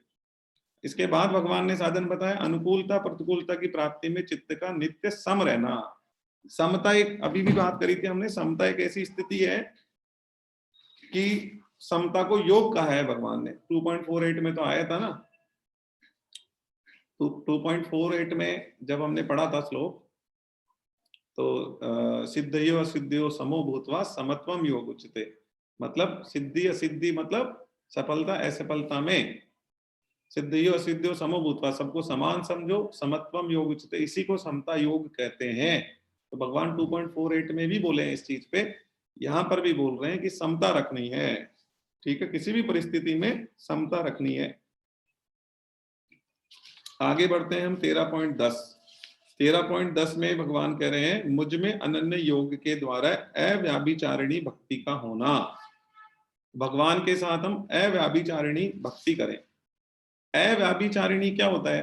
देखो, अव्याभिचारिणी भक्ति का मतलब, अव्याभिचार का मतलब होता है केवल एक को अपना मानना, केवल एक से अपना संबंध जोड़ना, कि केवल भगवान ही मेरे हैं, भगवान के अलावा कोई भी मेरा नहीं है, ठीक है। तो क्या होता है, ये बात पहले भी चर्चा में आ चुकी है कई बार, कि केवल भगवान मेरे हैं। तो भगवान मेरे हैं यहां तक तो सबको समझ में आ जाता है, लेकिन जब बोला जाता है ना केवल भगवान मेरे हैं, भगवान के अलावा कोई भी मेरा नहीं है, तब फिर लोगों को प्रॉब्लम हो जाती है कि यार ऐसा थोड़ी ना है, केवल भगवान ही मेरे हैं, फिर ये जो हमारे रिश्तेदार हैं, ये हमारे परिवार के सदस्य हैं, ये भी तो मेरे हैं। नहीं, ये आपका शरीर है, उसके संबंध है, और आप है आत्मा, और आत्मा का संबंध है केवल परमात्मा से। आत्मा केवल परमात्मा से ही संबंध रखती है, और परमात्मा की ही है, उन्हीं का अंश है, और उन्हीं में मिलना उसकी उसकी अल्टीमेट गति भी यही है कि उन्हीं में मिलना है। तो फिर वो आत्मा के तो परमात्मा ही है और कोई है नहीं। अब ये जो शरीर है ना हमारा, इसके जरूर ये संबंध बने हुए, तो हमको इन संबंधों को नहीं मानना है, हमें ये मानना है कि जो हम आत्मा है और हम परमात्मा के ही हैं, केवल परमात्मा के ही हैं। एक्चुअली देह भान को मिटाना एक बहुत बड़ी उपलब्धि है। तो देह भान हमारा खत्म होके हम अपने आप को आत्मा जब मानने लग जाएं, तो हम बहुत बड़ी उपलब्धि कर लेंगे। मतलब फिर इतनी बड़ी उपलब्धि हो जाएगी कि हम अपने आप को आत्मा मानेंगे, तो बस फिर परमात्मा ही हमें दिखेंगे, और केवल वो ही हमारे हैं, यही हमें हर समय एहसास रहेगा। तो आज से आप ये तो पक्का करें कि आप अपने आप को आत्मा मानेंगे, आप शरीर नहीं मानेंगे। आप अपने आप को आत्मा मानेंगे, आप अपने आप को शरीर नहीं मानेंगे, इस चीज को आप पक्का कर लें आज। और इसका आपको इतना फायदा होगा ना, इतना फायदा होगा, जो कि आप जब प्रैक्टिकली करके देखेंगे तो ही आपको पता चलेगा, उसको बताया नहीं जा सकता, इतना फायदा होगा इसका, ठीक है। तो भगवान ने कहा मुझ में अनन्य योग के द्वारा अव्याभिचारिणी भक्ति होना। अव्याभिचारिणी का मतलब होता है केवल एक परमात्मा के साथ, मतलब केवल एक के साथ संबंध जोड़ना। व्याभिचार का मतलब होता है कि अनेकों के साथ संबंध जोड़ना, ठीक है। तो हमें अव्याभिचारिणी भक्ति करनी है, हमें केवल और केवल परमात्मा से संबंध जोड़ना है, और केवल परमात्मा ही हमारे हैं, ये हमें मान के चलना है। एकांत स्थान में रहने का स्वभाव होना, एकांत स्थान में रहने का स्वभाव होना चाहिए। भाई देखो, एकांत जैसी कोई पाठशाला नहीं है, एकांत में, एकांत जो है उसका स्वभाव होना चाहिए। क्या होता है कि सब लोग क्या चाहते हैं कि जरा से भी अकेले होते हैं ना, तो बस फिर वो क्या करेंगे, किसी को फोन लगाएंगे, किसी से बात करेंगे, या किसी के पास जाएंगे, मतलब उनको ऐसा लगता है कि लोगों के साथ रहें, कोई न कोई साथ में होना चाहिए। ये बहुत ज्यादा गलत है, क्योंकि एकांत मिलना तो आपका असीम सौभाग्य है कि आपको एकांत मिल जाए। यदि आपको एकांत मिल रहा है तो आप उसको अपना जबरदस्त सौभाग्य माने, क्योंकि एकांत में जो भगवान की भक्ति होती है, जो भगवान का जाप होता है, जो भगवान का भजन होता है, भगवान का मनन होता है, चिंतन होता है, साधन होता है ना, वो कभी भी ऐसे नहीं हो सकता कि सब घर में हैं और आप उस समय जो साधन करेंगे वो वैसा नहीं हो पाएगा। जब आप बिल्कुल अकेले हैं, तब आप भगवत गीता पढ़े, तब आप आध्यात्मिक पुस्तकें पढ़े, तब आप भगवान का नाम का जाप कर, उनका ध्यान करते हुए उनका जाप करें। देखिए, जो जाप होता है ना, उसमें ये चीज बहुत जरूरी है कि आप भगवान का ध्यान करें, जाप करें। जब जाप करते जाएं तो भगवान आपको दिखते रहने चाहिए। जो भी मन में आपके सूरत भगवान की बैठी हुई है, जो भी आपके इष्ट है, वो आपको दिखते हुए होने चाहिए कि भी ऐसे, क्योंकि वो प्रकट होंगे ना जिस दिन, वो जैसे आपको दिखते हैं ना वैसे के वैसे ही प्रकट होंगे, जैसे आपको दिखते हैं। जैसे मान लीजिए आपको गोविंद देव जी आपके दिमाग में है, तो वो गोविंद देव जी जैसे ही प्रकट होंगे। और जगन्नाथ भगवान आपको दिखते हैं, आप जब जाप करते हैं तो उनका ध्यान करते हैं और उन्हीं के ध्यान में रहते हैं, तो जो प्रकट होंगे तो वो जगन्नाथ भगवान जैसे ही प्रकट होंगे। ठीक है, तो जैसी सूरत आपने अपने मन में बैठा रखी है ना, वैसे ही भगवान आपको दिखेंगे। और मैं आपको फिर बता रहा हूं, प्रकट होना तो बाद की अवस्था है। शुरुआती अवस्था में क्या होगा, शुरुआती अवस्था में आप उनको ध्यान करके जाप करे जाओ करे जाओ करे जाओ करे जाओ करे जाओ, धीरे धीरे धीरे धीरे क्या होगा, वो आपको सब जगह दिखने लग जाएंगे, हर चीज में दिखने लग जाएंगे आपको। आप करके देखना, हर चीज में भगवान दिखने लग जाएंगे, हर जगह खाली दीवार भी होगी तो आपको भगवान का चित्र दिखेगा, हर चीज में भगवान दिखने लग जाएंगे आपको। ठीक है, तो ये स्थिति भी बहुत अच्छी स्थिति होती है जिसको प्राप्त करना मुश्किल नहीं है। आप जाप करे जाओ, ये स्थिति को प्राप्त करना तो बहुत आसान होता है कि आपको सब जगह। मैं आपको बता दूं ये स्थिति बहुत मुश्किल नहीं है। कैसे कि जब मान लो किसी की सगाई होती है, नई नई सगाई हुई है, एक लड़का है और एक लड़की है, तो उसकी नई नई सगाई होती है, तब क्या होता है, हर टाइम वही याद आता है। ठीक है, जो दूसरा युगल होता है वो याद आता है हर समय, और हर जगह कोई ज्यादा डूब जाता है उसी की सोच में, है ना, उसी की याद में कोई ज्यादा डूब जाता है, तो फिर हर समय वही याद रहने लग जाता है, हर जगह वही दिखने लग जाता है। तो ये स्थिति कोई बहुत मुश्किल स्थिति नहीं है। तो आप भगवान के साथ जब बहुत लगाव कर लेंगे, बार बार उनका जाप करे जाएंगे तो क्या होगा, यही होगा। और आप जिससे भी प्रेम करते हैं ना, जिससे भी, चाहे आप अपने बच्चे से प्रेम करते हैं, लेकिन यदि बहुत ज्यादा आप प्रेम करने लगेंगे ना, तो क्या होगा, वो आपको वही दिखने लग जाएगा सब जगह। ठीक है, और ज्यादा जब आपको प्यार उमड़ेगा, मान लो वो किसी दुविधा में है और आप उस तक नहीं पहुंच पा रहे हैं, ऐसा कभी सिचुएशन हो गया, तो आपको नींद में भी वही दिखेगा, सोते में भी, जागते में भी। तो वो जो चीज है ना, वो होना मुश्किल नहीं है, क्योंकि ये चीजें तो सामान्य चीजें हैं। किसी व्यक्ति के लिए हो सकती है तो भगवान के लिए भी हो सकती है। हर जगह वो सूरत आपको दिखने लगेगी, जिस सूरत को आप क्या करते हैं, जिस सूरत की आप आराधना करते हैं, जिस सूरत को आप पूजते हैं, जिन भगवान को आप दर्शन करते हैं डेली, जिनको आप मानते हैं, जो आपके आराध्य हैं। ठीक है, जैसे जैसे हमारे आराध्य, मेरे आराध्य गोविंद देव जी, तो गोविंद देव जी ही सब जगह दिखते हैं ना, तो वही एक्चुअली में होना चाहिए कि आपके गोविंद देव जी ही आपको दिखें। 1 मिनट, मेरा कॉल आ रहा है। मैंने आपको पहले भी कहा था कि आज हमारी बिजनेस की इंपॉर्टेंट मीटिंग है 1 बजे, और मेरा ऑफिस भी आज चालू है, तो 1 मिनट में कॉल ले रहा हूँ। Hello, good morning.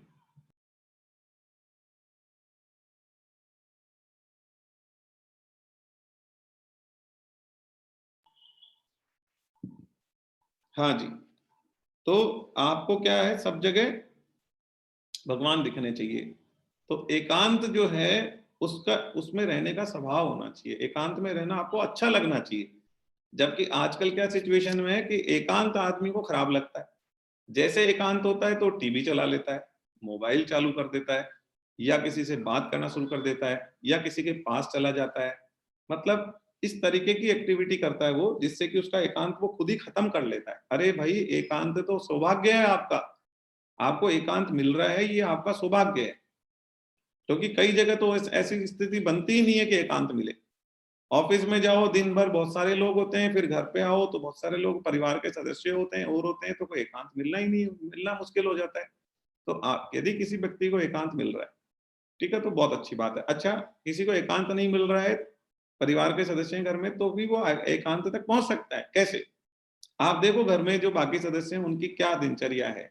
अच्छा, वो 6 बजे उठते हैं, बाकी लोग 6:30 बजे उठते हैं, तो आप एक काम करो, 5 बजे उठ जाओ, तो क्या होगा, आपको 1.5 घंटे का एकांत मिल जाएगा। 4:30 बजे उठ जाओ, 2 घंटे का काम मिल जाएगा। और घर वाले यदि जल्दी उठते हैं, जल्दी सो जाते हैं, मान लो 9:30 बजे, 10 बजे सो जाते हैं, ठीक है, तो आप क्या करो, लेट सो, तो 10 से लेके 11:30 12 तक आप एकांत ले लो।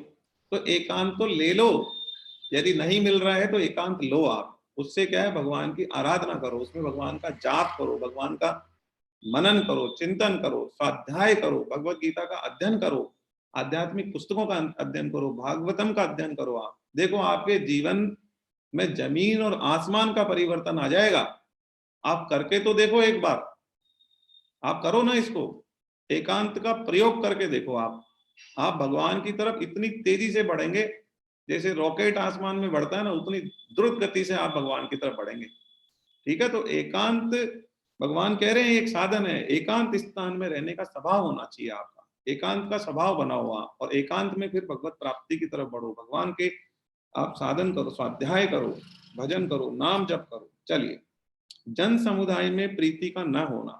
और जन समुदाय में प्रीति का न होना मतलब जो जन समुदाय होता है, जो बहुत सारे लोग होते हैं, उनमें आपकी प्रीति नहीं होनी चाहिए, उनमें आपका मन नहीं होना चाहिए।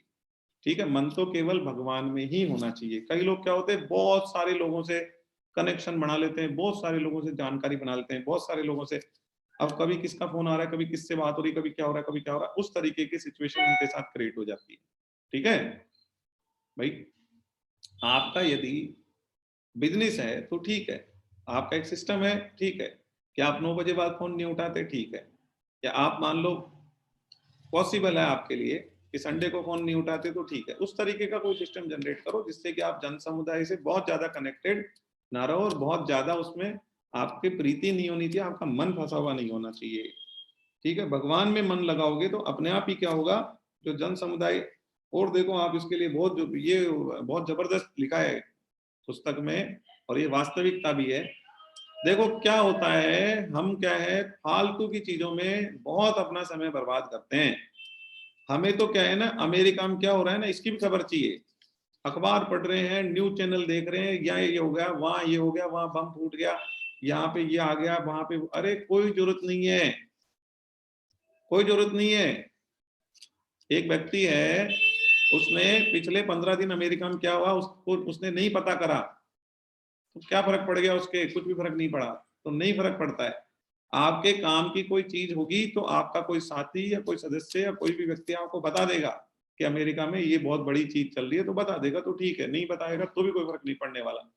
लेकिन हम क्या करते हैं, बहुत ताज्जुब की बात है कि कभी कभी यदि मैंने देखा है, लोग यात्रा में जाते हैं ना, गिरिराज जी की परिक्रमा लगाने जा रहे हैं, तो क्या करते हैं, बस में बैठे हैं तब से शुरू करते हैं, मोदी जी ने ये कर दिया, पंजाब में ये हो गया, हरियाणा में ये हो गया, वहां चुनाव होने वाले हैं, वहां फलाना हो गया, वहां ढीकना हो गया, वहां के मुख्यमंत्री ने ये कर दिया, वहां ये हो गया, वहां पे ये पार्टी जीत गई, वो हार गई। मतलब दुनिया भर की वो बातें जिनका कोई लेना देना नहीं है, वो मान लो ऐसी बातें करते हैं जैसे कोई वही प्रधानमंत्री चुनने वाले हैं, और उन्हीं से पूरी राजनीति चल रही है, पूरा सिस्टम वही चला रहे हैं।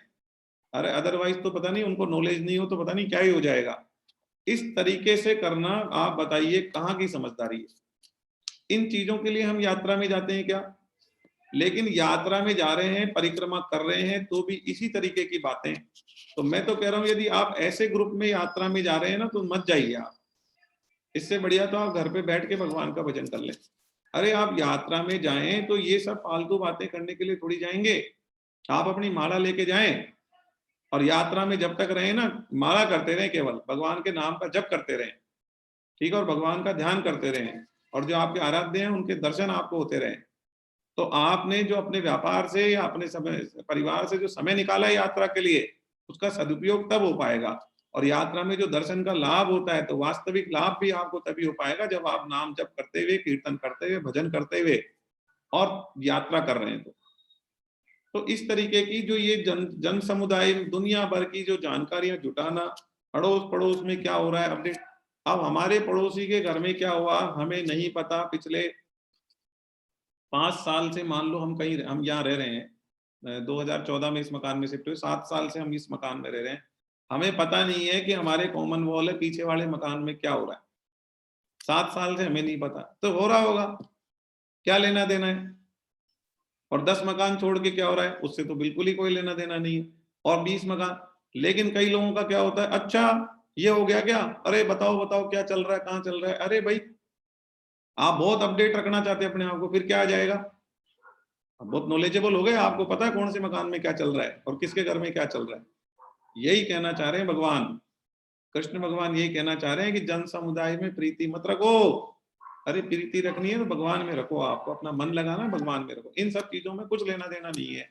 किसके घर में क्या हो रहा है, मोहल्ले में क्या हो रहा है, कोई लेना देना नहीं है। मैं तो इवन ये कह रहा हूँ कि मैं तो कई बार अखबार भी नहीं पढ़ता कई दिन तक, और न्यूज चैनल तो हमने वो चैनल ही हटा रखा, मतलब चैनल क्या, हमने टीवी नहीं है, बच्चे हैं घर में तो वो जो सब्सक्राइब्ड वाले चैनल होते हैं ना, कुछ वो ले रखे हैं इन्होंने, बच्चे देखते रहते हैं, न्यूज चैनल ही नहीं। और अखबार आता है तो 2 मिनट के अंदर कोई हेडिंग होती है देखने की तो देख लेते हैं, नहीं भी देखे तो कोई फर्क नहीं पड़ता, उस तरीके से हमने मैनेज कर रखा है। और जो संतोष गुप्ता जी हैं उनके घर पे तो अखबार भी नहीं आता, टीवी भी नहीं। जो बुक लिखी है ना अपने संतोष गुप्ता जी ने, उनके घर में न तो टीवी है और न अखबार मंगाते हैं।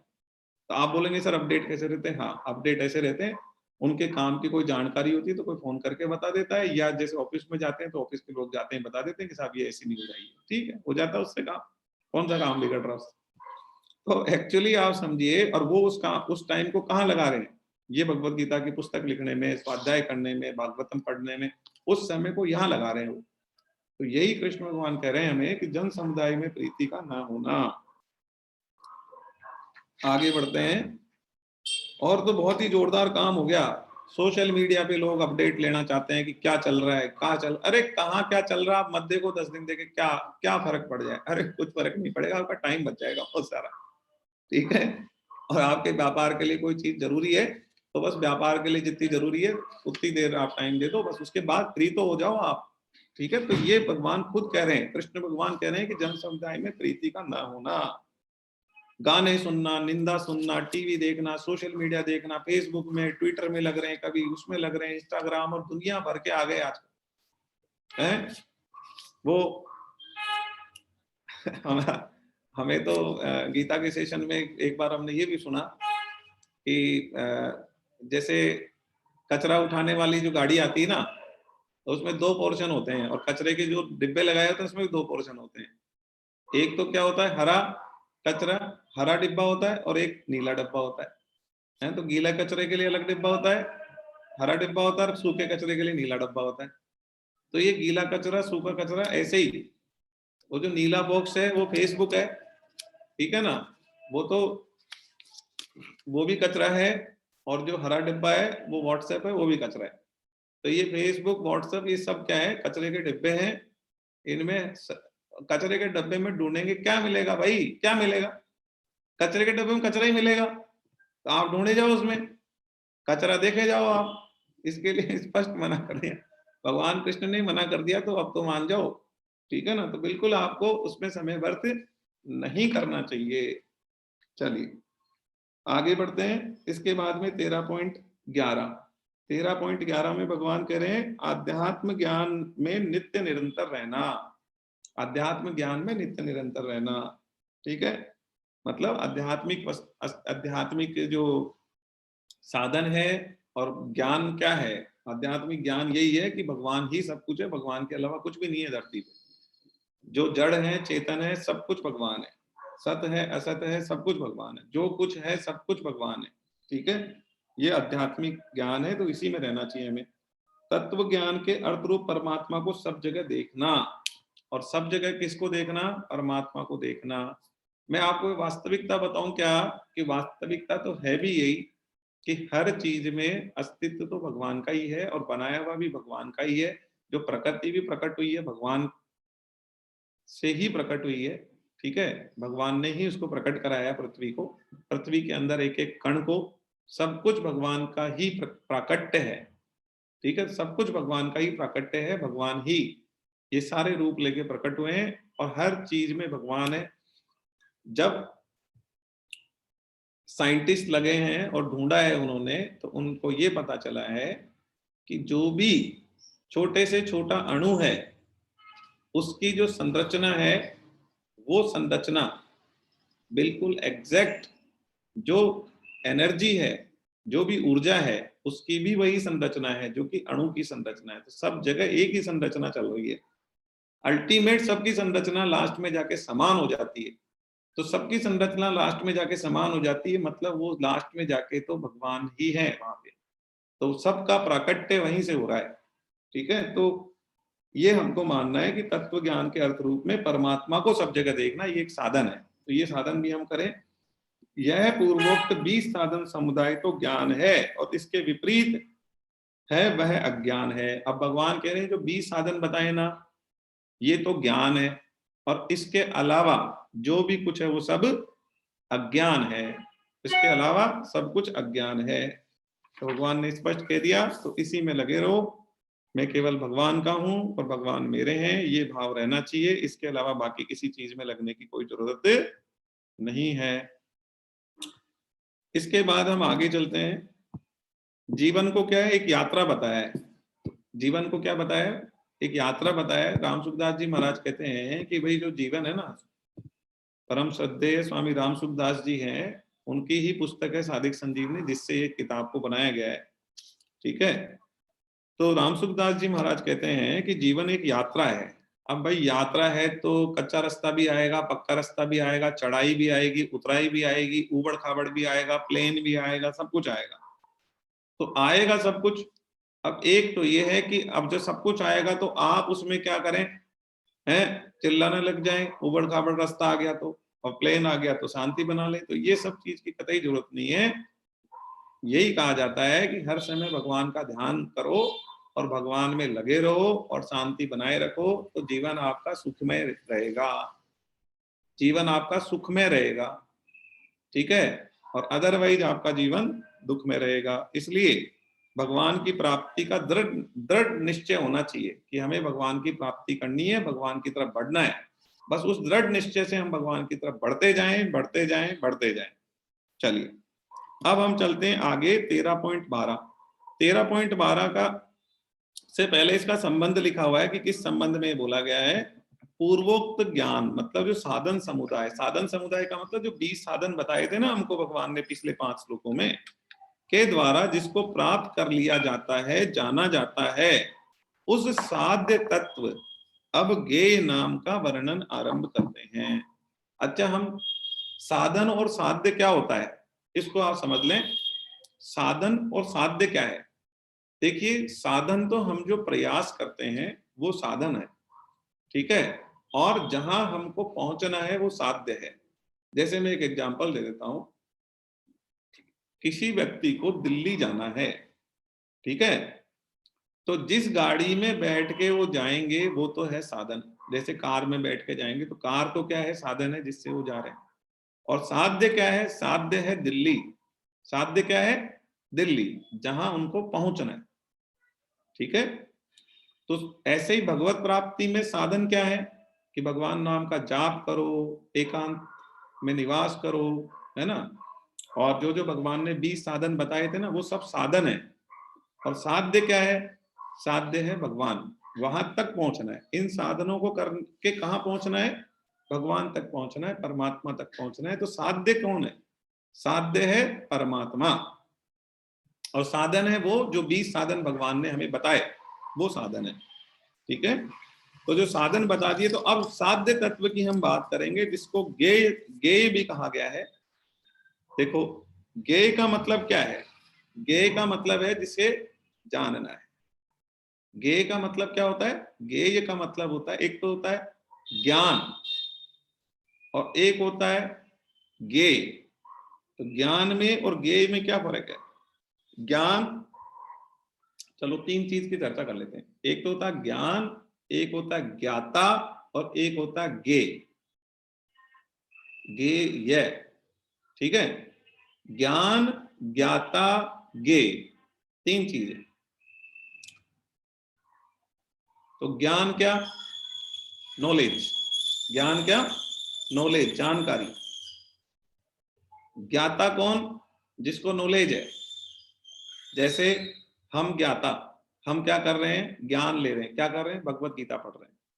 तो ज्ञाता कौन, हम लोग।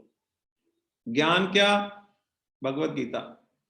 और ज्ञेय क्या, कृष्ण भगवान। ठीक है। ज्ञेय क्या, जिसके बारे में हम उस ज्ञान का प्रयोग करके जिस तक पहुंचना चाह रहे हैं, जिसके बारे में जानना चाह रहे हैं, वो है ज्ञेय। ठीक है। तो 3 चीज हो गई, ज्ञान, ज्ञाता, ज्ञेय। ज्ञाता हो गए हम, ज्ञान हो गया वो नॉलेज जिसके थ्रू हम कोई चीज तक पहुंचना चाह रहे हैं। तो वो जो चीज जिस तक हम पहुंचना चाह रहे हैं वो है गे, जिसको हम जानना चाह रहे हैं, जिसको हम जानना चाह रहे हैं, वो हो गए कौन, वो हो गए गेय। तो जानना चाह रहे हैं वो कौन है, वो तो कृष्ण भगवान है, परमात्मा है।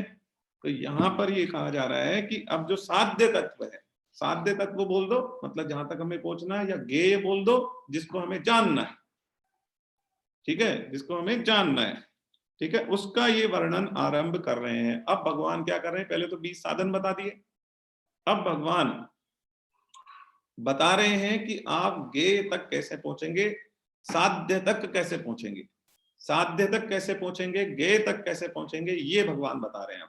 तो देखिए, तो यहां पर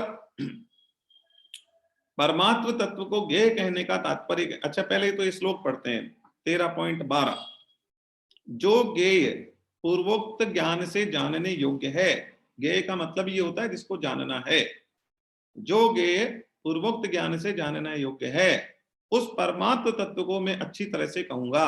भगवान कह रहे हैं उसको मैं अच्छी तरह से कहने वाला हूं। उसको जानकर मनुष्य अमरता का अनुभव कर लेता है। अरे जो भगवान भगवत तत्व को जान जाता है उसको तो अमरता का अनुभव होगा ही हो, उसको तो लगेगा कि मैं अमर हो गया, मतलब अब भगवान में मिल जाऊंगा मैं, ठीक है ना, जन्म मरण से बाहर आ जाऊंगा, ठीक है। तो उसको अमरता का अनुभव कर लेता है। वह गेय तत्व अनादि वाला और परम ब्रह्म है। जो गेय तत्व है ना, मतलब जिसको हम जानना चाह रहे हैं, भगवान भगवान को, हम परमात्मा को जानना चाह रहे हैं ना, वो क्या है, अनादि है, मतलब उसका कोई आदि नहीं है कि वो कहाँ शुरू हुआ था, और अंत भी नहीं है, ठीक है, अनादि अनंत है भगवान, ठीक है। तो अनादि है और परम ब्रह्म है, अनादि है और क्या है, परम ब्रह्म है वो। इसके बाद में भगवान ने कहा उसको न सत कहा जा सकता है और न असत ही कहा जा सकता है। अब उसको न सत कह सकते हैं न असत कह सकते हैं। तो आप बोलेंगे सर वो सत भी नहीं है असत भी नहीं है, तो फिर क्या है। अरे भाई एग्जाम्पल दे देते हैं आपको, सत और असत दोनों ही नहीं। कैसे, जैसे दिन होता है और रात होती है, तो अब क्या होता है, हम दिन, दिन कब है कि भाई अब रात नहीं है तो इस टाइम दिन है, और रात कब होगी जब दिन नहीं रहेगा तो रात रहेगी। तो ये एक दूसरे के सापेक्ष में यूज होते हैं, एक दूसरे के अपोजिट में यूज होते हैं कि दिन है, अभी दिन है इसका मतलब रात नहीं। दिन क्यों है, क्योंकि रात नहीं है, रात होगी तो दिन नहीं रहेगा, ठीक है। तो इस तरीके से हम समझते हैं कि हाँ दिन है मतलब रात नहीं, रात है मतलब दिन नहीं, तो एक दूसरे के सापेक्ष में हम समझते हैं। लेकिन जो दिन और रात को कर रहा है सूर्य, तो अब सूर्य तो सूर्य ही है, सूर्य को आप दिन भी नहीं कह सकते और सूर्य को आप रात भी नहीं कह सकते, वो तो रात और दिन को करने वाला है। सूर्य जो है वो न दिन है, और जो सूर्य भगवान है वो न दिन है न रात है, वो क्या है, वो तो दिन और रात को करने वाले हैं। समझ गए आप। ऐसे ही भगवान जो परम ब्रह्म है वो न सत है और न असत है, वो तो सत और असत को पैदा करने वाले हैं, सत और असत को करने वाले हैं। समझ गए। एक एग्जाम्पल है ना कि सूर्य जैसे दिन और रात को करता है लेकिन वो दिन और रात है नहीं, ऐसे ही जो परमात्मा है वो सत और असत है नहीं, वो सत और असत को पैदा करने वाले हैं, सत और असत को प्रकट करने वाले हैं। वो है न, वो न सत है न असत है। तो इस तरीके से बताया कि वो तो अलग ही है, वो तो परमात्मा तत्व है, वो तत्व सबको उत्पन्न करता है, ठीक है। लेकिन अब उसको ऐसे वर्णन नहीं किया जा सकता। सूर्य को तो, सूर्य भगवान का तो वर्णन किया जा सकता है, उस परमात्म तत्व का वैसे नहीं वर्णन किया जा सकता। केवल एक इशारा, इंडिकेशन की साहब, जिसने सत और असत को पैदा किया, जिसने धरती को पैदा किया, जिसने ये सिस्टम बनाया, जिसने जो सूर्य को रोशनी दे रहा है, जो धरती को घुमा रहा है, जो ये कर रहा है, जो वो कर रहा है, वो है परमात्मा तत्व। ऐसे ही बताया जा सकता है उसको, उसको डिफाइन नहीं किया जा सकता, उसको तो अनुभव ही किया जा सकता है। परमात्म तत्व को डिफाइन नहीं किया जा सकता कि ये होता है परमात्म तत्व। परमात्म तत्व को महसूस किया जा सकता है। जैसे प्रेम है, अब प्रेम है आपको किसी से, अथाह प्रेम है और निस्वार्थ प्रेम, प्रेम आपको किसी से, ठीक है। तो अब उस प्रेम को डिफाइन कैसे करेंगे, कि प्रेम कैसा होता है, तो उसके लक्षण बताए जा सकते हैं कि ऐसा होता है, ऐसा होता है। लेकिन फिर भी प्रेम कैसा होता है वो तो भाई प्रेम जो कर रहा है उसी को फीलिंग जो होती है वो तो वही बता सकता है जिसने प्रेम करा है। ऐसे ही ये तो रसगुल्ला है, अब किसी ने आज तक रसगुल्ला नहीं खाया, उसको आप रसगुल्ला बता नहीं सकते रसगुल्ला कैसा होता है। आप कहोगे साहब सफेद होता है, अच्छा सफेद होता है, खीर के जैसा होता है क्या? नहीं साहब खीर के जैसा नहीं होता, वो तो गोल गोल होता है। अच्छा गोल होता है, तो गोल को तो अब गोल है तो उसको ठीक है, गोल की तो उसने एक बार के लिए तुलना कर ली, अब उसके गुलाब जामुन से तुलना कर ली उसने, ठीक है। अब उसका स्वाद कैसा होता है, कोई कैसा रसगुल्ले का स्वाद कैसा होता है, तो कोई कैसा मीठा होता है। अच्छा मीठा होता है तो मीठा कैसा होता है? हाँ मीठा बर्फी जैसा होता है क्या? नहीं बर्फी जैसा नहीं होता। खीर जैसा होता है क्या? नहीं साहब खीर जैसा भी नहीं होता। तो कैसा होता है? अरे कैसा होता है तो उसका स्वाद तो जो रसगुल्ले को खाएगा ना वही बता सकता है कि उसका स्वाद कैसा हो सकता है।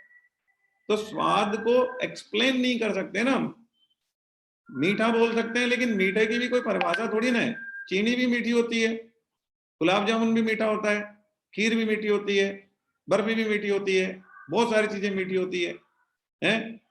लेकिन वो रसगुल्ला को आप मीठा बोलोगे तो उसका स्वाद थोड़ी ना बता सकते हो किसी को कि कैसा लगा, नहीं बता सकते, एक्सप्लेन ही नहीं कर सकते। जबकि आपने चख लिया तो भी आप एक्सप्लेन नहीं कर सकते। तो बस आप समझ जाओ ऐसे ही परमात्म तत्व है, उसको तो जिसने अनुभव कर लिया ना वही उसकी वो सिम्टम जरूर बता सकता है कि ऐसा है ऐसा है ऐसा है, लेकिन वास्तव में कैसा है वो तो आप परमात्म तत्व जो है उसको एक्सप्लेन नहीं किया जा सकता। उसको तो आप अनुभव कर सकते हैं।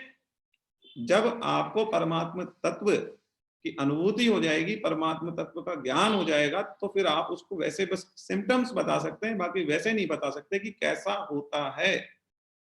तो यहां पर यही बताया जा रहा है कि वो परम ब्रह्म है, सत्य और असत्य दोनों ही नहीं है, न तो वो सत्य है न असत्य है। हाँ सत्य और असत्य प्रकट जरूर होते हैं। तो ऐसे ही अभी आगे एक्सप्लेनेशन आने वाला है, जो तत्व है ना तत्व का एक्सप्लेनेशन करेंगे, परमात्म तत्व का एक्सप्लेनेशन भगवान करना शुरू कर रहे हैं कि कैसा होता है परमात्म तत्व, तो उसकी एक्सप्लेनेशन हमें मिलेगी। लेकिन फिर भी वास्तव में कैसा होता है ये तो जिस दिन आप अनुभव करोगे तभी।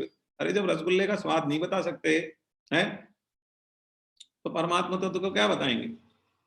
तो रसगुल्ले का स्वाद खाने वाला ही बता सकता है, तो परमात्मा तत्व भी जो अनुभव करेगा वही अनुभव ही कर सकता है कि ऐसा होता है। वो तो दूसरा को कैसे बताए कि कैसा होता है? बस वैसी चीज है परमात्मा तत्व। चलिए, तो यहां पर जो ज्ञाता ज्ञा ज्ञेय की त्रिपुटी होती है, देखो त्रिपुटी का मतलब तीनों का जोड़। तो ज्ञाता ज्ञान और ज्ञेय की त्रिपुटी होती है, जैसे दृश्य दृष्टा और दर्शन तीनों की त्रिपुटी होती है। दृश्य दृष्टा और दर्शन तीन चीज हो गई।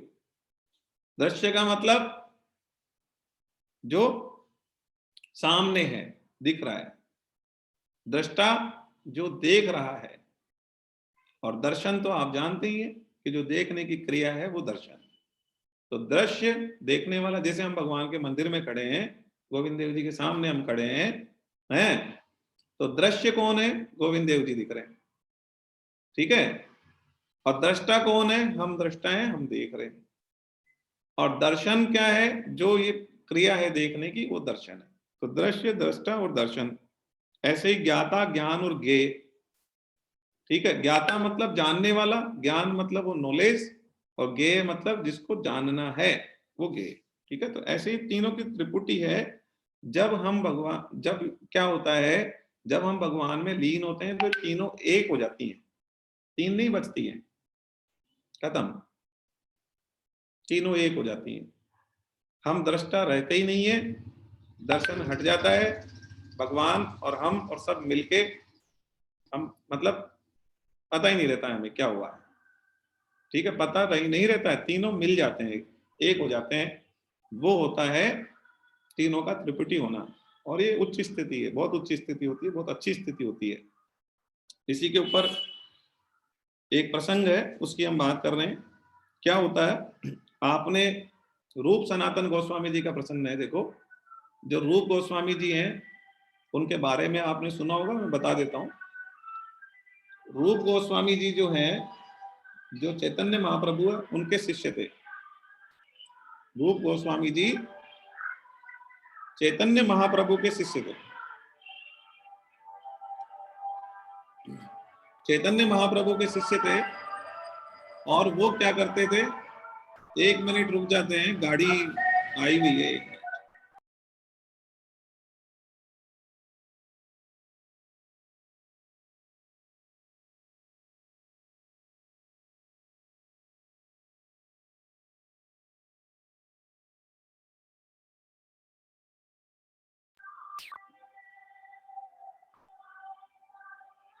चलिए, तो हम बात ही कर रहे हैं, जो रूप गोस्वामी जी थे, वो जो राजा थे, ये जो शाह नवाब के प्रधानमंत्री और वित्त मंत्री थे। शाह नवाब करके एक नवाब हुए हैं, उनके यहाँ पे ये नौकरी करते थे। रूप गोस्वामी जी जो है चैतन्य महाप्रभु के शिष्य बने, और रूप गोस्वामी जी का आपको बताएं उनकी स्थिति क्या थी। रूप गोस्वामी जी की स्थिति ये थी कि उनको स्वप्न में भगवान आए, और जो ये गोविंद देव जी हैं जयपुर में, इनकी ये मूर्ति कहाँ छुपा के रखी हुई है, गोमा टीला है वृंदावन में। गोमा टीला करके एक जगह थी, टीला बना हुआ था रेत का, एक काफी बड़ा टीला है। तो गोमा टीला एक जगह थी वृंदावन में, उस गोमा टीला में ये भगवान के विग्रह को रखा गया है। ये उनको स्वप्न में दर्शन हुआ, और रूप गोस्वामी जी ने गोमा टीला से इस विग्रह को निकाला और वृंदावन में स्थापित किया। तो जो जयपुर में गोविंद देव जी है, इनका वृंदावन में मंदिर है एक्चुअली में। तो पहला मंदिर वहीं बना इनका, और इस विग्रह को निकाला गया और वहां मंदिर इनका बनाया गया। लेकिन और 7 मंजिल का, 7 फ्लोर का, 7 फ्लोर का मंदिर है वो, 7 फ्लोर का मंदिर बनाया गया, और वहां पर मूर्ति की स्थापना की गई और बहुत भव्य मंदिर बनाया गया। लेकिन जब औरंगजेब का टाइम आया, तो औरंगजेब ने क्या करा, वो मंदिर पे धावा बोला और उस मंदिर को तोड़ दिया। लेकिन उस मंदिर के 4 फ्लोर तोड़ दिए। अब जैसे मैं गया था वहां, देखा मैंने, तो 3 फ्लोर है वहां पे, तो ऊपर के 4 फ्लोर तोड़ दिए। वो दिखता भी है कि तोड़े हुए हैं, और सारी अंदर मूर्तियां थी जो खंडित कर दी। लेकिन उससे पहले जो वहां के पुजारी थे, उनको स्वप्न आया था कि आप, वो औरंगजेब की सेना है, वो कल सुबह आक्रमण करेगी, तो आप यहाँ से गोविंद देव जी को लेकर निकल जाओ। तो गोविंद देव जी का जो मंदिर है, जयपुर के राजा ने बनवाया था वहां पे वृंदावन में। तो जयपुर, तो जो पुजारी और जयपुर के राजा ही उसकी देखभाल करते थे, मेंटेनेंस वही सब करते थे। तो पुजारी जो है फिर गोविंद देव जी को लेकर और जयपुर आ गए, और फिर यहाँ पर उनका मंदिर बनाया गया, जिसके कि हम लोग दर्शन करते हैं, जिनके हम दर्शन करते हैं। तो गोविंद देव जी का जो मंदिर है पहला वृंदावन में बना था, और रूप गोस्वामी जी को स्वप्न में भगवान दिखे थे और दर्शन दिए थे, और उनका गोमा टीला में जो विग्रह छुपा के रखा हुआ था, वो निकाल के लाए थे। तो गोविंद देव जी को वास्तव में जिन्होंने गोमा टीला से निकाल के और मंदिर स्थापित किया है, रूप गोस्वामी जी कोई सामान्य संत नहीं थे। रूप गोस्वामी जी चैतन्य महाप्रभु के शिष्य थे, और चैतन्य महाप्रभु तो आपको पता ही है, महाप्रभु हैं वो तो, मतलब बहुत ही महाभाव था उनका, भगवान को लेके जो भाव उनका था, जो कीर्तन उनका था, उसकी कोई, मतलब कोई तुलना नहीं है। मतलब महाप्रभु बहुत ही जबरदस्त हुए हैं। महाप्रभु तो ये मान के चलिए आपकी, बहुत ही ज्यादा, मतलब उनके जो शिष्य हैं उनकी स्थितियां ही बहुत उच्च थी।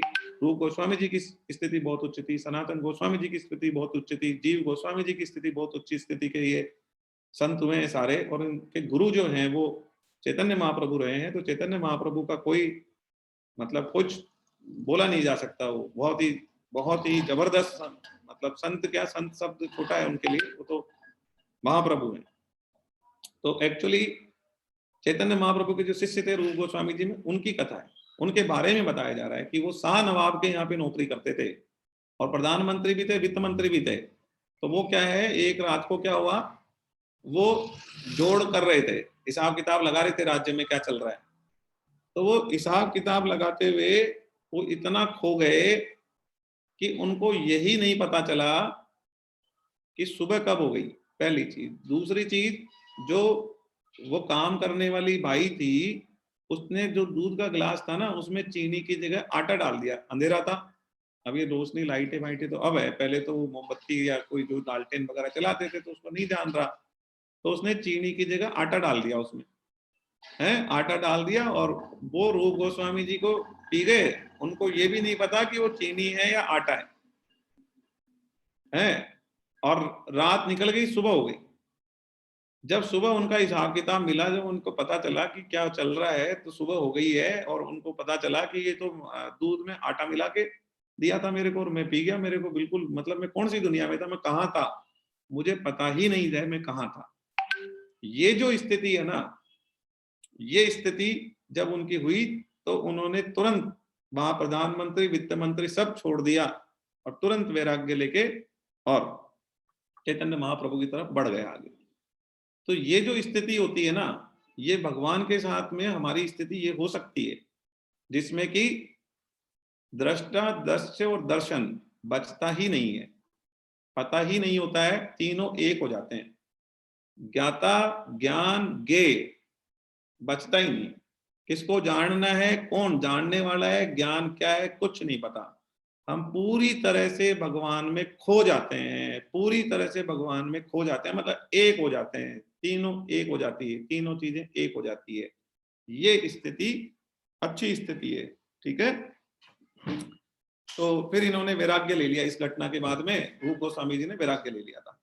चलिए, इसके बाद में जब प्रसंग, एक और प्रसंग है, माता सीता जब है गौर पूजन के लिए, गौर पूजन के लिए, गौर पूजन का मतलब तो आप समझ गए हैं, गौर मैया कौन है, पार्वती मैया, उनके पूजन के लिए जब पुष्प वाटिका में जाती हैं तो एक सखी होती है उनकी, जो वो देख के भगवान श्री राम का दर्शन कर लेती है।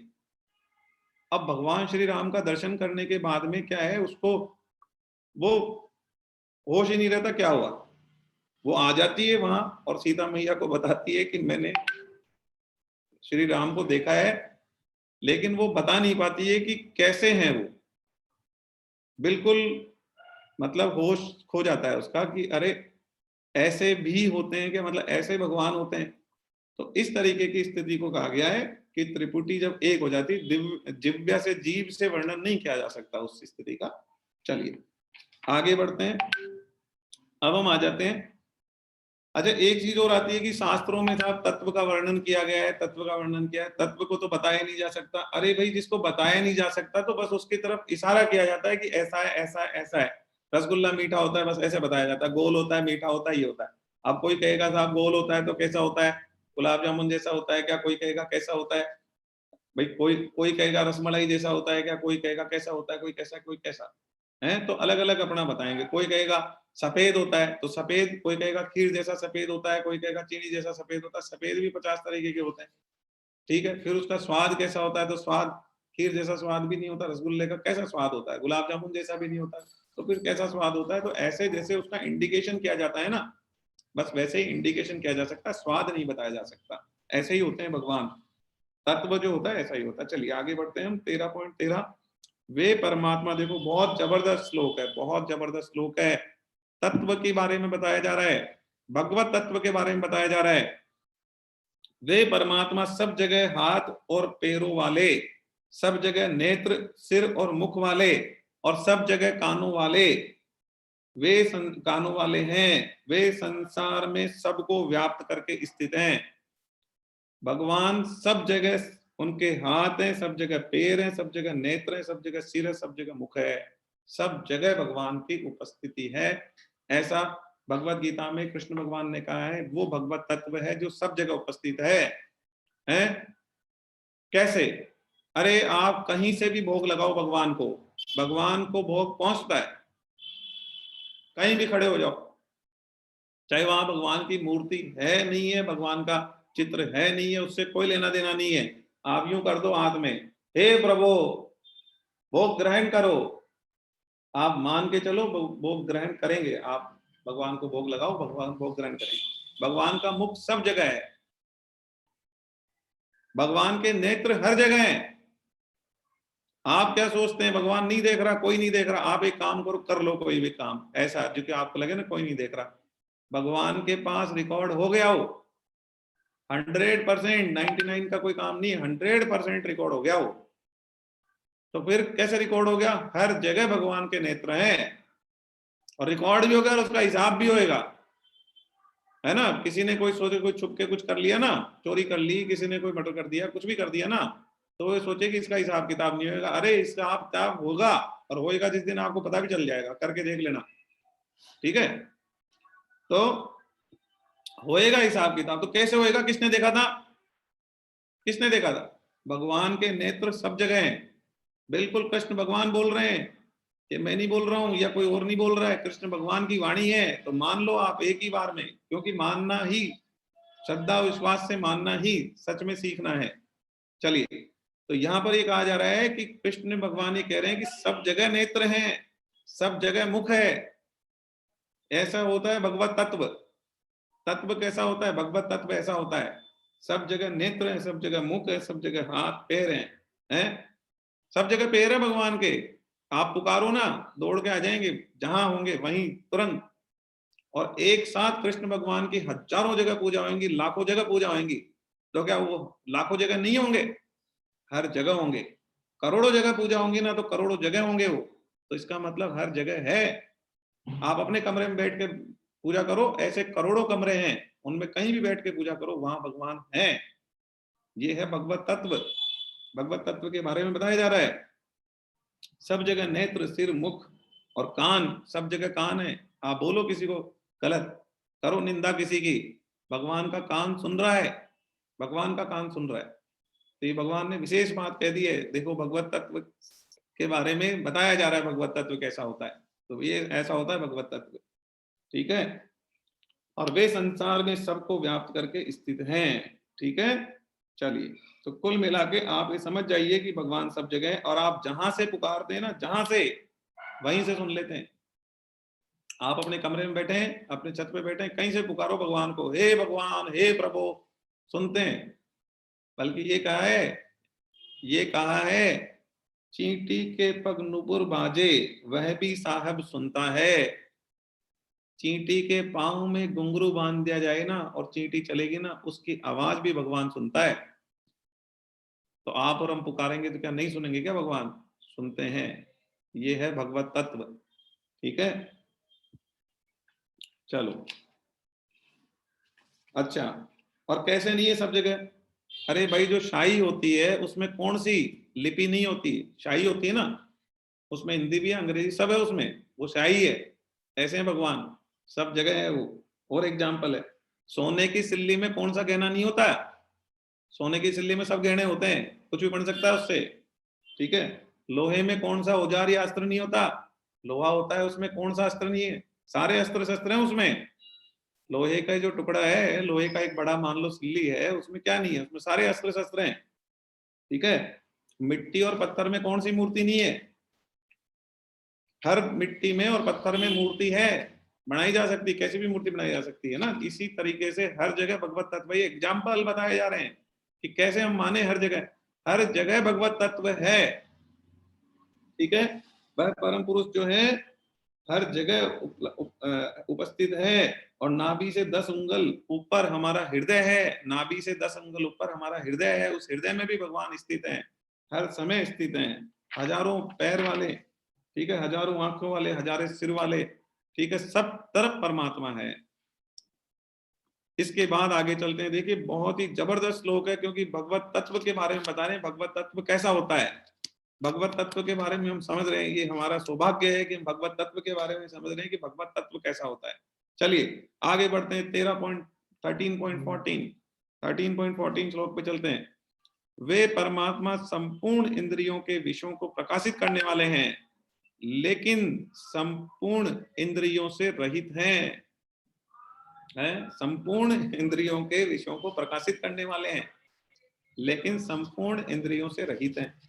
देखो, आप बोलेंगे सर ऐसे कैसे पॉसिबल? भगवान जो है ना, संपूर्ण इंद्रियों के विषयों को प्रकाशित करने वाले हैं। मतलब इंद्रियों के विषय क्या होते हैं? जैसे जीव का विषय है रस, रस लेना, ठीक है। तो इंद्रियों का विषय जैसे रस होता है, तो इसको आप भगवान को एक काम करें, भोग लगाएं, तो भगवान आपका आप रसदार बढ़िया से बढ़िया चीज बना के भगवान को भोग लगाएं, तो क्या होगा, भगवान भोग ग्रहण करेंगे नहीं करेंगे, कर लेंगे, ठीक है। लेकिन क्या उनकी इंद्रियां हैं, आपको दिखेगा, उनका जीभ दिखेगी कहीं, मुख दिखेगा नहीं, आप भोग लगाओ और ग्रहण हो गया। तो जो जितने भी रस है ना, जितने भी विषय हैं, सब भगवान प्रकाशित करते हैं, लेकिन वो खुद इंद्रिय रहित हैं, उनके कोई इंद्रियां नहीं है। आपने भोग लगाए, हे प्रभु भोग ग्रहण करो, भगवान आएंगे भोग ग्रहण करेंगे, और जो रस आपने उसमें डाला है वो रस ग्रहण करेंगे, ठीक है। लेकिन उनकी इंद्रियां नहीं है, आपको दिखी कहीं इंद्रियां, नहीं दिखी ना, इंद्रियों से रहित हैं, और सारे विषयों को प्रकाशित करने वाले वही हैं। जितने भी विषय हैं, इंद्रियों के विषय 5 विषय होते हैं, 5 इंद्रियों के 5 विषय, सभी विषयों को प्रकाशित करने वाले वही हैं, लेकिन वो खुद इंद्रियों रहित है। ये है तत्व, परमात्मा तत्व की चर्चा हो रही है। और आगे चलते हैं, आसक्ति रहित है फिर भी संपूर्ण संसार का भरण पोषण करने वाले हैं। आप देखो, अरे संपूर्ण संसार का भरण पोषण करने के बाद भी आसक्ति रहित है। हम एक बच्चे का, 2 बच्चे का, 3 बच्चे का पालन पोषण करते हैं तो इतनी हमारी आसक्ति हो जाती है कि ये तो हमने पाला है, ये तो हमने बड़ा करा है, ये तो हमारा है, हमने है, और उसमें पूरा हम आसक्ति करके बैठ जाते हैं।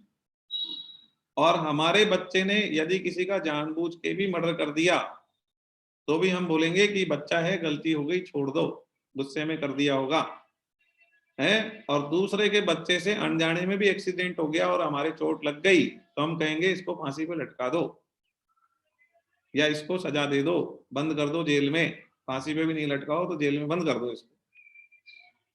ये क्या है, ये आसक्ति है कि हमारा बच्चा है इसलिए तो मर्डर भी है तो माफ कर दो, गलती हो गई, और दूसरे का है तो अनजाने में भी एक्सीडेंट हो गया तो भी इसको सजा दे दो, इसको जेल भेज दो। तो ये है आसक्ति। तो भगवान ये कह रहे हैं कि देखो, तो सबका पालन पोषण करते हैं लेकिन उनकी किसी में भी कोई आसक्ति नहीं है, किसी में भी कोई आसक्ति नहीं है भगवान की, है। भगवान हमेशा सबको बराबर रखते हैं, सबको, मतलब जिसको जो कर्म होता है उसके हिसाब से उसको उसका फल देते रहते हैं, ठीक है। तो इस तरीके के भगवान होते हैं, तो आसक्ति नहीं होती है। हम तो 1-2 बच्चे भी पाल लेते हैं तो उनमें ऐसी गजब की आसक्ति हो जाती है कि बस उनके लिए हम कुछ भी करने के तैयार हो जाते हैं।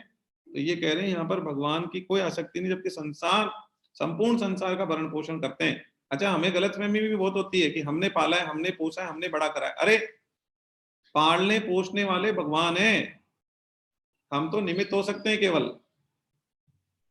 जंगल में हाथी होता है, उसको डेली 100 लगाना चाहिए, कितना किलो, 100 किलो, 100 किलो चाहिए होता है हाथी को।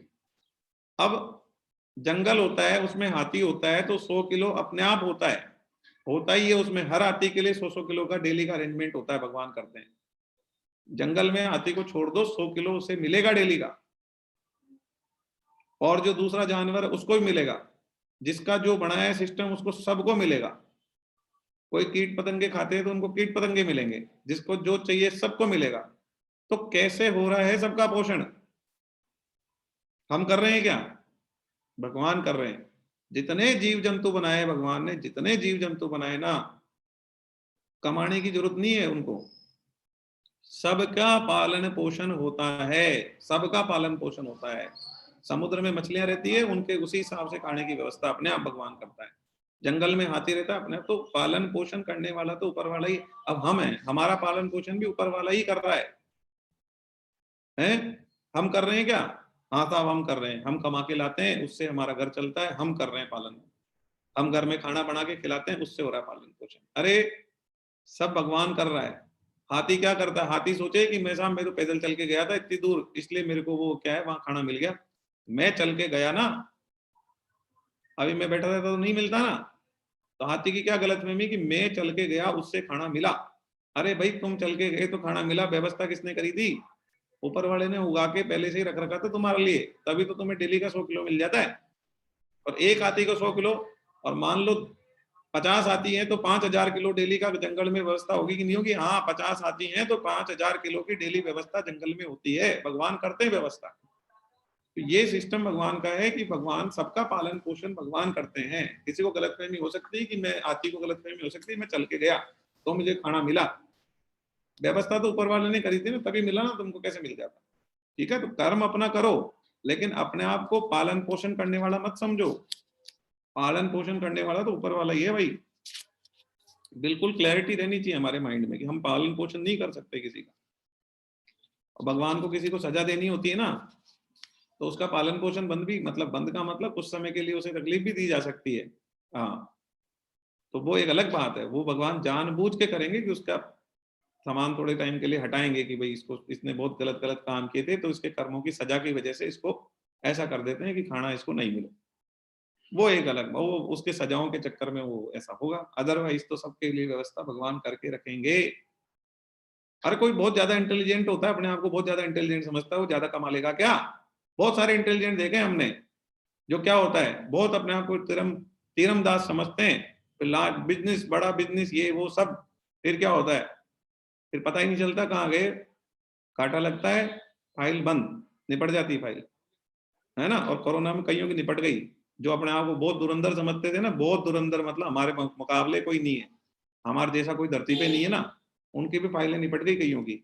इसलिए हम धुरंधर हैं, हम, हमारे में अक्ल है, हम बहुत तीरमदाज हैं, इसलिए हम कमा के ला रहे हैं, इसलिए हम पालन पोषण कर रहे हैं, इस चक्कर में मत रहो। भगवान कर रहे हैं पालन पोषण, बिल्कुल क्लियर रखो दिमाग में, क्योंकि करने वाला तो वही है। वो आपकी फाइल निपटाने का टाइम आएगा, मिनट नहीं लगाएगा, निपटा देगा, पर आपके कर्म होंगे तब निपटेंगे, आपके कर्म खराब रहे होंगे तब निपटेगी फाइल, ऐसी नहीं निपटेगी। ठीक है, चलो अच्छे कर्म करो, भगवान को याद करो, और ये मान के चलो कि जो भी कुछ कर रहे हैं भगवान कर रहे हैं। आगे बढ़ते हैं। गुणों से रहित है फिर भी संपूर्ण गुणों के भोक्ता है। भगवान निर्गुण है, ठीक है ना, गुणों से रहित हैं, लेकिन संपूर्ण गुणों के भोक्ता हैं। जैसे हम भगवान को भगवान के लिए कुछ भी क्रिया करते हैं, जाप करते हैं, भजन करते हैं, ठीक है, तो सबके भोक्ता कौन है? भगवान सबके भोक्ता है। भगवान सब अपने आप, मतलब सब भगवान तक पहुंच जाता है, भगवान सबका भोक्ता बन जाते हैं, ठीक है, लेकिन खुद निर्गुण रहते हैं, भगवान में कोई गुण नहीं है, ठीक है, निर्गुण है वो। आगे बढ़ते हैं। 13.15 13.15, चलिए आज हम यहीं समाप्त करते हैं, ठीक है ना, हमारी मीटिंग्स भी हैं, और भी आज थोड़ा सा व्यस्तता ज्यादा है, मैंने क्लास इसलिए रखी कि भी ठीक है, क्लास हो जाएगी तो एक कनेक्टिविटी, लगाव जुड़ाव बना रहता है और निरंतरता बनी रहती है, और आप लोग को भी पढ़ने के लिए, स्वाध्याय के लिए थोड़ा मटेरियल और मिल जाता है, आप पढ़ पाते हैं, मनन चिंतन कर पाते हैं, ठीक है। आज हमारा ऑफिस, मैं पहले भी बता चुका हूँ, ऑफिस भी चालू है, मीटिंग्स भी हैं, आज थोड़ा सा शेड्यूल हमारा टाइट बहुत ज्यादा है। चलिए हम कीर्तन करते हैं 2 मिनट का, और फिर विराम देते हैं आज।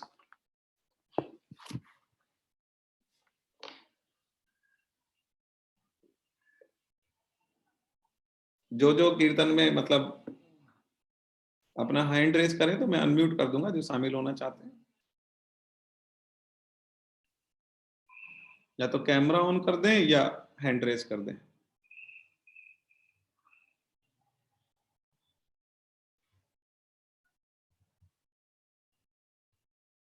ज्योति जी अनम्यूट कर लें।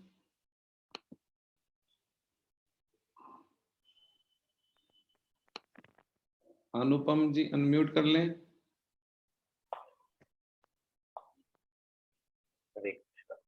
हरे कृष्णा। हरे कृष्णा।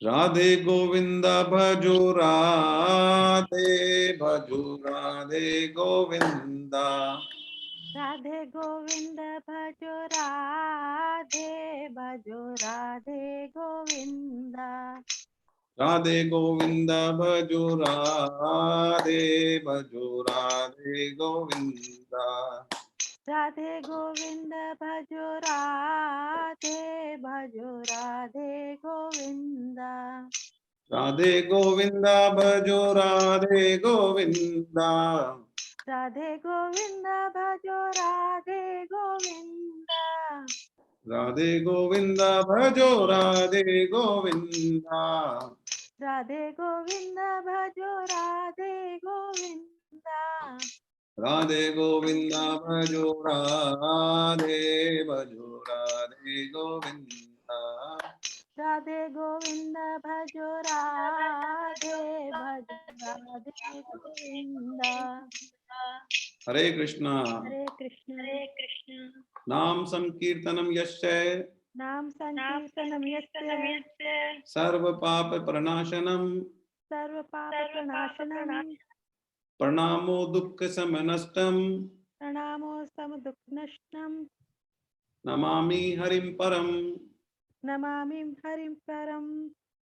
बोलो बांके बिहारी लाल की, जय बोलो वृंदावन बिहारी लाल की, जय बोलो मीरा के गिरधर नागर की, जय बोलो सूर के घनश्याम की, जय बोलो वृषभानु सुधा राधा रानी की, जय बोलो मर्यादा पुरुषोत्तम भगवान श्री राम की, जय बोलो जनक नंदनी सीता मैया की, जय बोलो चैतन्य महाप्रभु की, जय बोलो सब संतों की, जय बोलो सब भक्तों की, जय बोलो अनंत कोटि वैष्णव वृंद की, जय बोलो आज के आनंद की।